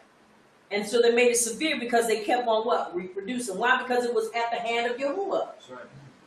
It was at the hand of Yahuwah. So once again, and they made their lives with hard bondage in mortar and brick and in all manner of service in the field. All their service, because remember they had gardens, they had their livestock, in which they made them serve with rigor. Everything that they made it harder to discourage them. But they didn't understand that everything they did, Yahuwah was baruching it. Right. So it wasn't, in other words, all they had to do was put the seed in the ground and let it do what it's supposed to do, and he was going to do the rest. That's right. So they said, well, what if we make them real tired and they can't do it right? It's still going to be baruch because it's Yahuwah, not them. Now, then the king of Mitzrayim spoke to the Abru midwives, of which the names of was Shipriah and Puyah. And he said unto them, when you do the duties of a midwife for the Abru women and see them on the birthstone, if it be a son, then you shall kill him. But if it be a daughter, then you shall let her live. Now you have to understand that's something to ask somebody to do. Nowadays, people don't care. That's what they want them to do, do an abortion. They said, as soon as you see that it is a male, kill them. So that's what they didn't do it. That's what you call partial birth abortion, which now they have legalized it. And you understand when we give birth, we're supposed to do, we'll have a baby just like that. Most of the time, the reason why I take people able to give birth is because if the doctor scare you half to death, well, you can't go away, you can't do. I walked everywhere I could walk. That's right. Every place I thought I could walk, I was walking. They called me the walkingest pregnant lady they ever knew. I enjoyed walking. Why? Because it made the birth easy. And nowadays, you try to tell our young Cody that. The ones that are getting ready to have babies, get out there and walk. It'll be easy, and then you won't always have to be so ready to be, geeked up on them meds to help with the pain. Because the faster you give birth, the less it hurts. Are you understanding me? Yes. So when you're trying to give that information because you got a doctor or a nurse that's not walking in the way, telling them one thing, you're telling them one thing, it makes there a conflict. In truth, you need to get with people that know truth and can share with you to tell you, look, get up and walk. Drink plenty of water. Make sure you're drinking plenty of juice. Right. And above all, exercise. Exercise, walk. Because the more you walk, you're getting them legs ready. You're getting that womb ready to hold them pelvis bones. And either way, it's going to be some pain, but it won't be that pain to make you feel like pulling your bottom lip over to the back of your neck. It's going to be some pain, but I guarantee you'll be able to implement instructions and walk and breathe. Because I promise you, be ready, never be ready. Let me out. And it is so. Now listen to what it said. Now they weren't going to do that. And so the king of Mitzrayim called the midwives and said to them, why have you done this thing and saved the children alive? And the midwives said to Pharaoh, because the Abru, when they get on the stoop, women are not like the Mitzrayim women, for they are lively and give birth before the midwives come to them. They can deliver their own babies. They understood the method of working with them babies and bringing forth. Are you understanding? I know what I'm talking about. It's too natural. So I'm talking from experience. You know stuff. They scare you with all that stuff. And trust me, my first year they scared me real good. Ignorance, he brought me through. So, once again, it's important. So they said, look, we weren't going to do it anyway. They were not going to let that happen. But they knew. And that means that they were doing what? They were up being busy. They were up walking. They were up doing stuff. How do you think our ancestors were able to do fields? When they was out there picking cotton? There were no midwives out there. Midwife who?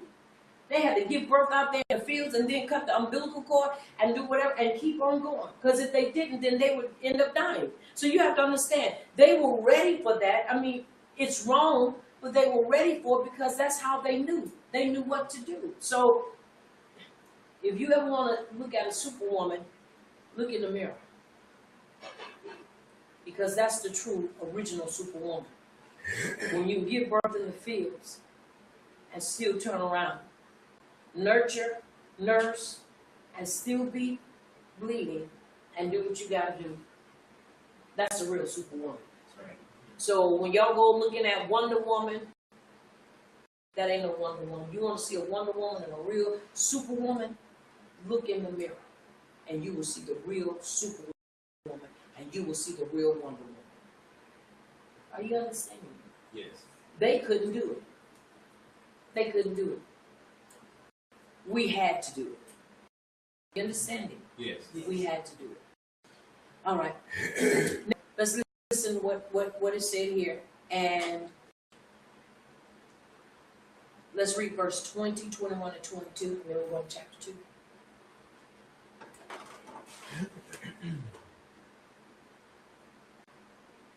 Verse 20, 21, 22. Therefore, power well with the midwives, and the people multiplied and grew very mighty. And so it was, the midwives feared power, that he provided households for them. So Pharaoh commanded all his people, saying, every son who is born you shall cast into the river, and every daughter you shall save alive. Now, let me show you something real quick. Now, they began to multiply, and Yahuwah gave them their own families. Now, you have to understand, I believe what they did. I don't believe they lied. Because no matter what, a lie is still not right in the eyes of Abba Yah. I believe what they did is that when they knew they were getting ready to get that close, they took their time getting to it. So by the time they could say, by the time we got here, they've already given birth, because they do move fast. I believe that's what they did. And they probably told them, say, now, we're going to take our time, so by the time we get here, the baby's born, and we will help you, and we will check the baby. Because a lie will not tarry. I don't care. There is no such thing as a good lie. There is no such thing as a lie that will be upheld in the court of uprightness with Yahuwah. Don't ever lie. No matter what. It has to hurt them, but don't lie. Because I prefer to be out with a person than to be out of covenant with Abba Yah for a lie. So always tell the truth. And I believe that's what happened. And because they did, now mind you, they didn't have any families. Now let me show you something. You have to understand they were multiplying, so there was some, because they had no families. But Yahuwah baruch them with a mishpachah. Now watch this. So Pharaoh commanded all his people, saying, every son who is born you shall cast into the river, and every daughter you shall save alive. Sounds like today, doesn't it? Yes. The main goal, now I'm not saying that they don't do harm to the sisters, please don't get me wrong. But if you kill the seed bearer, then the egg cannot be fertilized. If you incarcerate the seed bearer, then the seed can't be fertilized. It's that same nasty spirit, just in a different dispensation and in a different body. If you can't kill the seed, incarcerate him. Or you, what is it? When they emasculate them, what is it? You know what I'm saying? Not castrate them. When they cause them not to walk in their manhood. What is it? I don't want to say it wrong. No, it's not that. It's to not emasculate. But you understand what I'm trying to bring forth.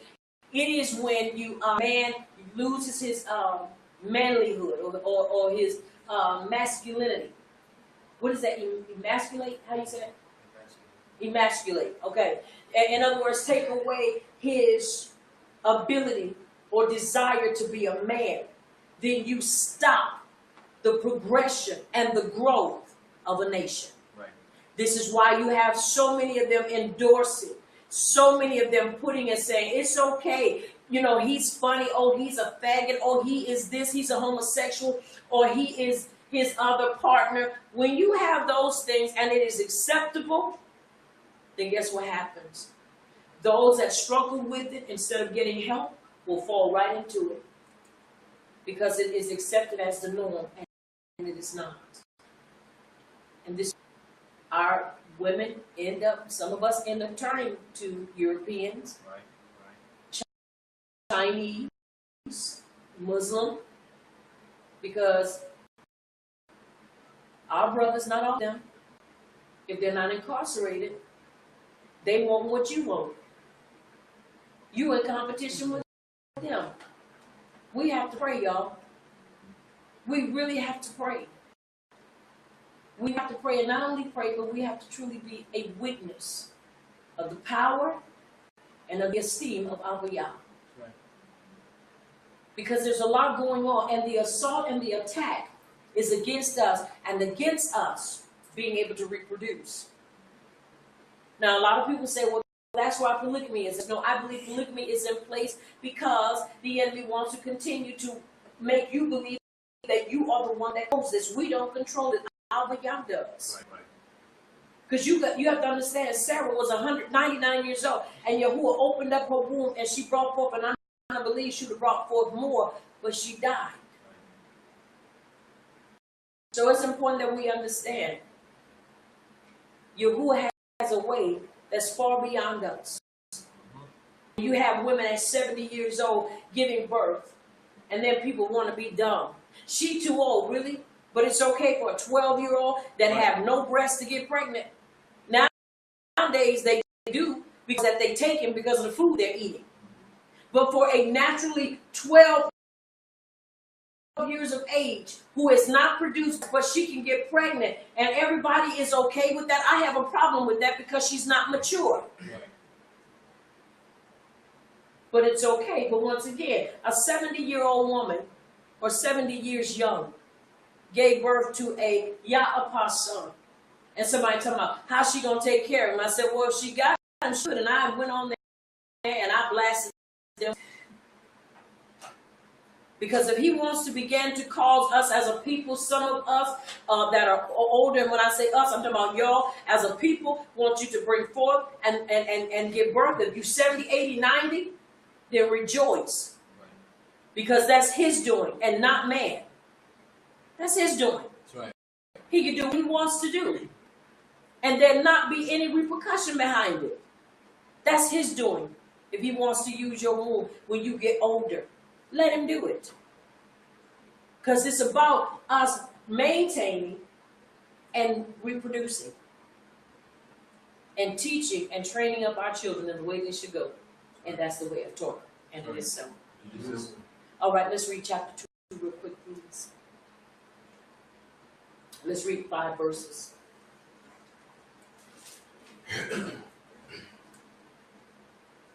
And the man of the Beit of Luai went and took as wife, a daughter of Luai. So the woman conceived and bore a son. And when she saw that he was a beautiful child, she hid him 3 months. And when she could no longer hide him, she took an ark of bulrushes for him, daubed it with an asphalt and pitch, put the child in it, and laid it in the reeds by the river's bank.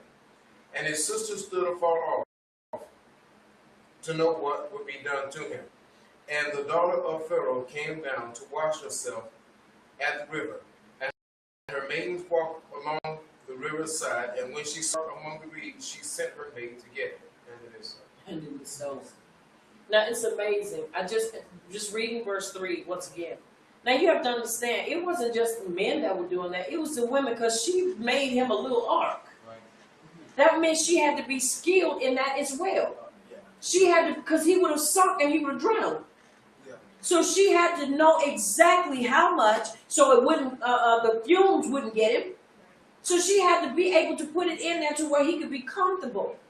And when she could no longer hide him, she took it off a bulrush for him, daubed it with asphalt and pitch, put the child in it, and laid it in the reeds by the river's bank. So she knew exactly what she was doing.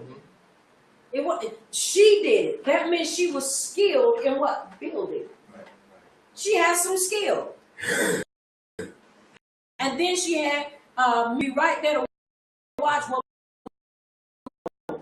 And because this was something this is what she put where she put him. And when she saw him, she loved him. Are you understanding me? Yes. She had compassion. Now, once again, let me show you. Yahuwah knows how to blind people. Because nobody asks, look, girl, why are you being this Lord? You got a favor sheet. Why are you right? Why are you with this? Do you know it?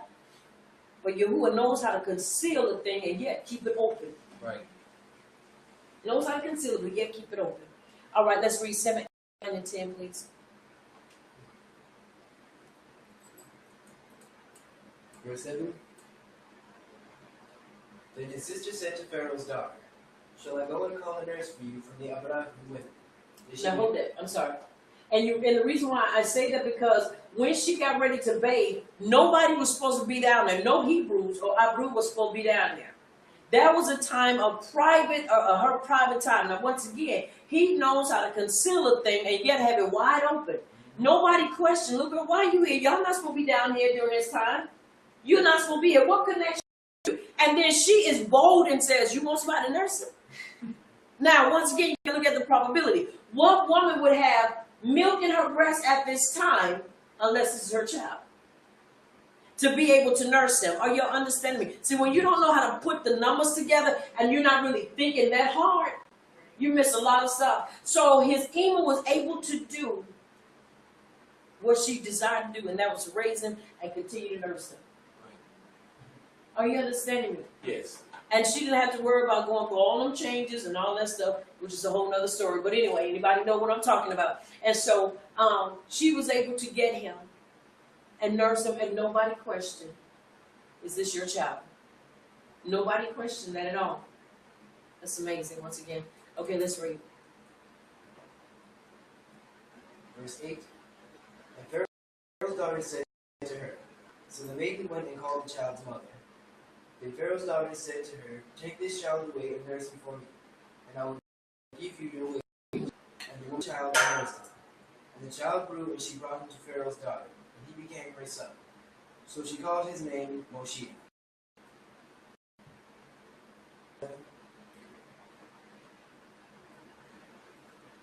Saying, because I drew him out of the Ma'im. Now it came to pass in those days when Moshe was grown, that he went out to his brethren and looked at their burdens. And he saw a mitzvah beating and brought one of his brethren. And it is so. And it is. Once again, she brings him back, and there has to be some type of resemblance, and takes him back, and she lets him go. But the whole time, now let me show you once again how great Abiyah is. You know why she has him there? She's teaching him the ways of truth. That's right. She's imprinting on his heart the ways of truth, so that when he goes back, and she's explaining to him, now when you go back, this is what you have to do. This is the way it has to be done. And he accepts that and doesn't throw any fits. That's right. Are you understanding? Once again, she saw him as royalty because that's what he was. That's right. All right, let's read 12, 13, 14, 15.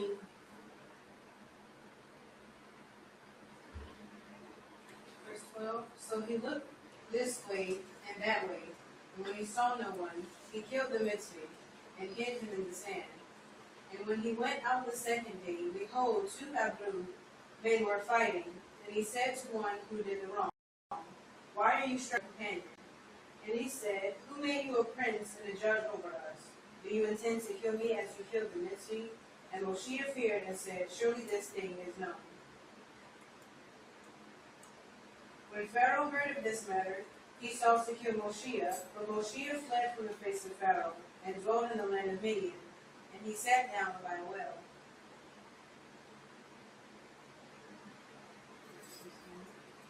Now the Kohen of Midian and 7 daughters, and they came and drew man, and they filled the troughs to water their father's flock. And it is so. Now, once again, I believe I've said this one time before. The reason why Moshe killed the Mitzrayim was because they don't tell you, but that was a female, I believe, and he was going to whip her. And when Moshe saw it, he wasn't going to let that happen. You know, like some folk today will walk by because of their position. Well, I can't get involved in that. You know, you look at the police that are supposed to be ill, and they can see one of us being treated, and they'll act like they ain't seeing nothing. They'll turn their head or turn a blind eye or a deaf ear. Why? Because they say, well, that's my job, and I can't let, you know, this interfere with that because that's not right. But regardless of him being a prince in that home, he realized these are my family, and I'm not going to allow this to happen. That's just like police brutality. Right. You know, you have this position, but I'm not going to let you rape her. So he killed him, and he hid it. And evidently they saw it. Now the problem comes in, and it sounds just like us. When you go tell people, hey, look, y'all cool that out. Well, who are you to tell me what to do? You ain't no better. Look, blah, blah, blah. You start thinking, really? That's when you really want to say, really, Trigger? Really? I'm trying to, you know, help y'all, and you turn this on me. And so he ran because everybody knew. And when it was told Pharaoh wanted to kill him. Now that lets you know that Pharaoh evidently really didn't want him there. He didn't say, let's talk, you know, let's reason, Right. Why did you kill him? He said, no, I'm killing him because he killed one of mine. So that lets you know that there was something in there said he really didn't want him there, but because of the choice of his daughter to have him, I'll let it go. But that wasn't his choice, because he probably told her, he's going to turn on you. Just give it time. He's going to turn on you, and he's going to hurt your heart because he's not one of us.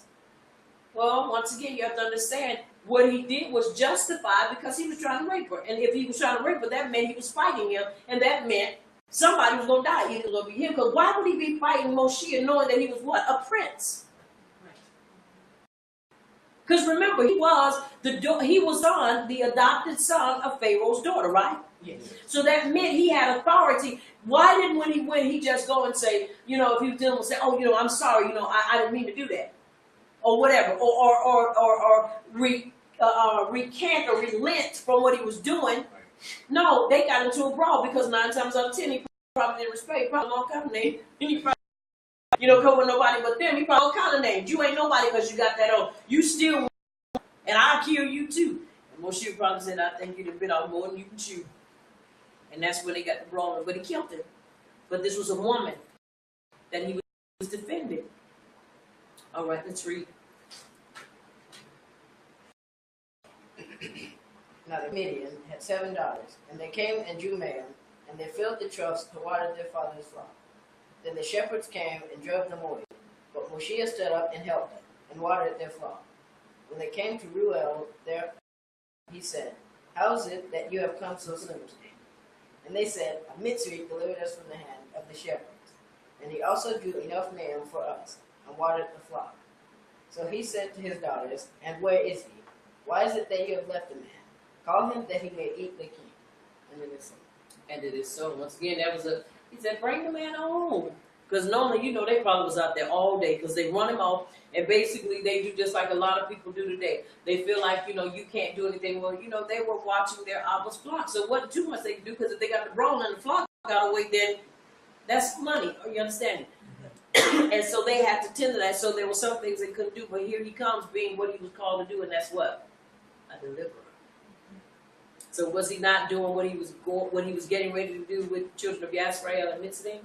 Deliver them out of the hands of who? The oppressors. And that's what he did that day. So we see what he was doing. All right, let's read.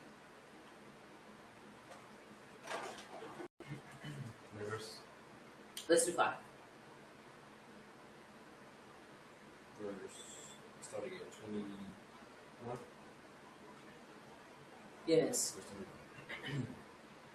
Then Moshe was content to live with the man, and he gave Zipporah his daughter to Moshe.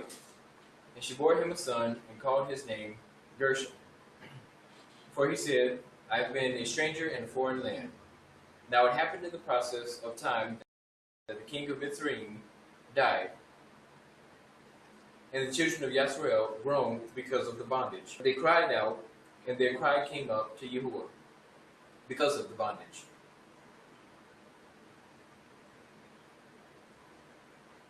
So Yahuwah heard their groaning, and Yahuwah remembered his covenant with Abraham, with Isaac, and Yaakov. And Yahuwah looked upon the children of Yisrael, and Yahuwah considered their plight. And it is so. Once again, what is important that we draw from this and everything, they all cried out at the same time. Right. Until our cry be unified and our cry be the same cry, well, I don't have this, I don't have that. No, until our cry be Abiyah, a universal cry, that we cry out together, that we are ready to be one and ready to go home. Guess what? We're going to continue to see the things that's taking place. Because if you're crying out for equality, I'm crying out for justice, somebody else is crying out for something else, we're still not crying out for the same thing. Look what he said.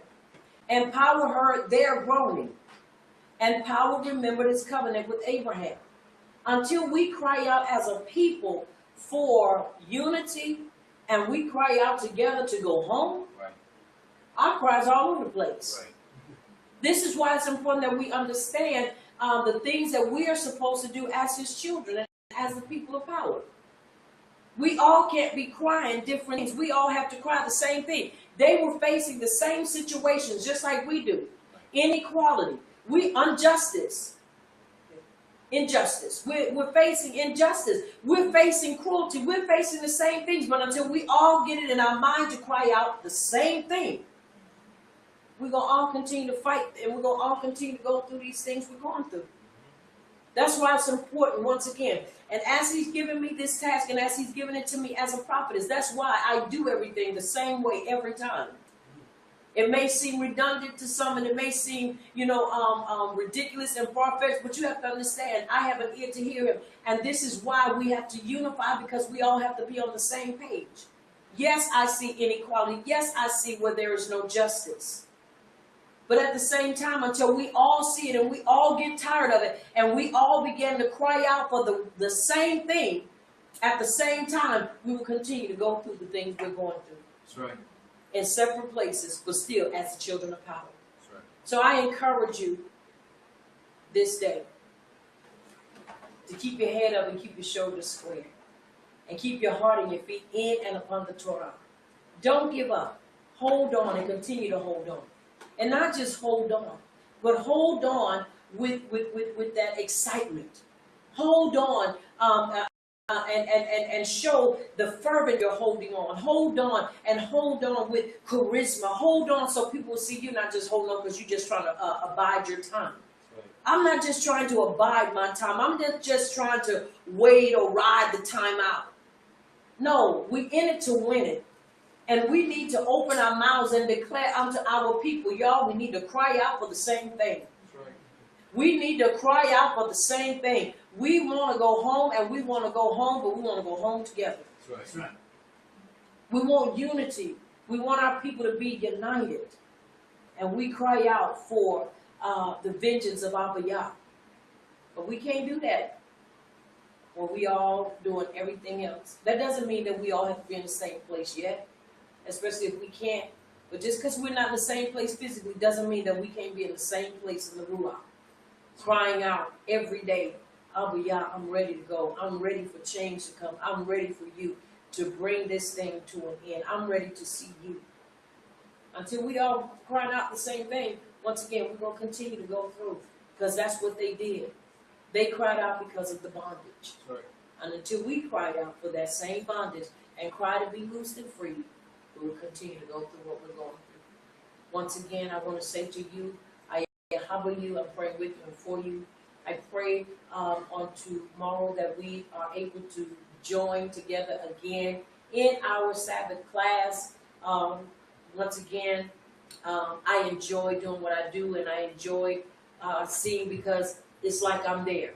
And I pray that when you hear it and read it, that it's like you're there too. Because we are, a part of us is there. Because a part of us was there, because those are our ancestors. And because those are our ancestors, and because we are in them and they are in us, a part of us was there. Because that's our DNA too. Right. Now don't get mystical and try to get deep on me. Understand what I'm saying. Because that is our blood. We were there. We were there. And so it's important that we understand how we are to govern ourselves and how we are to live our lives. Once again, I want to say to you, Ayahabba you, we are praying with you and for you. I pray that Abba Yah will continue to baruch your life and continue to allow you to dwell in his shalom. I pray that you'll join us again tomorrow, Yahuwah willing, Yom Shabbat at 11:45. Be with us as we come together once again to commemorate and celebrate our Sabbath rest. Once again, I Yahweh you, and I pray with you and for you. I am Prophetess Sabrina Brown, also Moore 777, and I am the leader of Messengers of Yahuwah's Kingdom of Great Belief Ministries, located in South Carolina. Also, I want you to remember, get ready, because our CD, that's right, the CD U3, my group that I manage, also my children, are getting ready to release a full CD coming very, very soon. You don't want to miss it, because I'm here to tell you, not just because they are a part of me, but because Abba Yah is in them. And the lyrics are phenomenal. It ministers to you from beginning to end. The CD is phenomenal.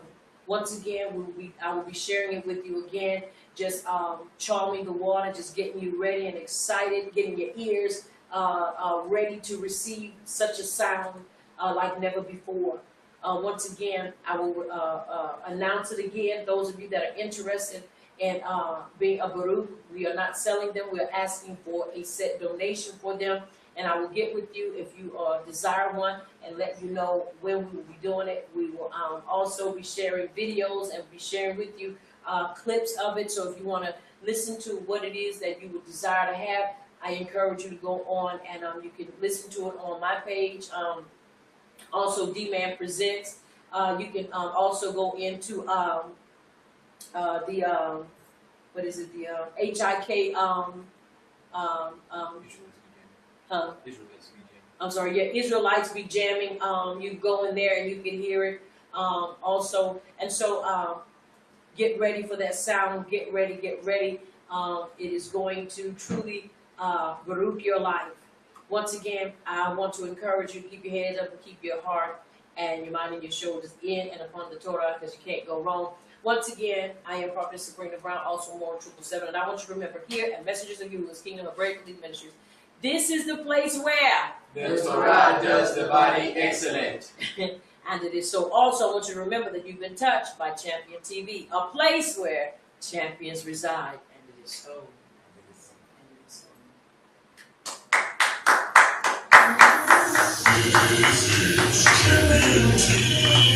so.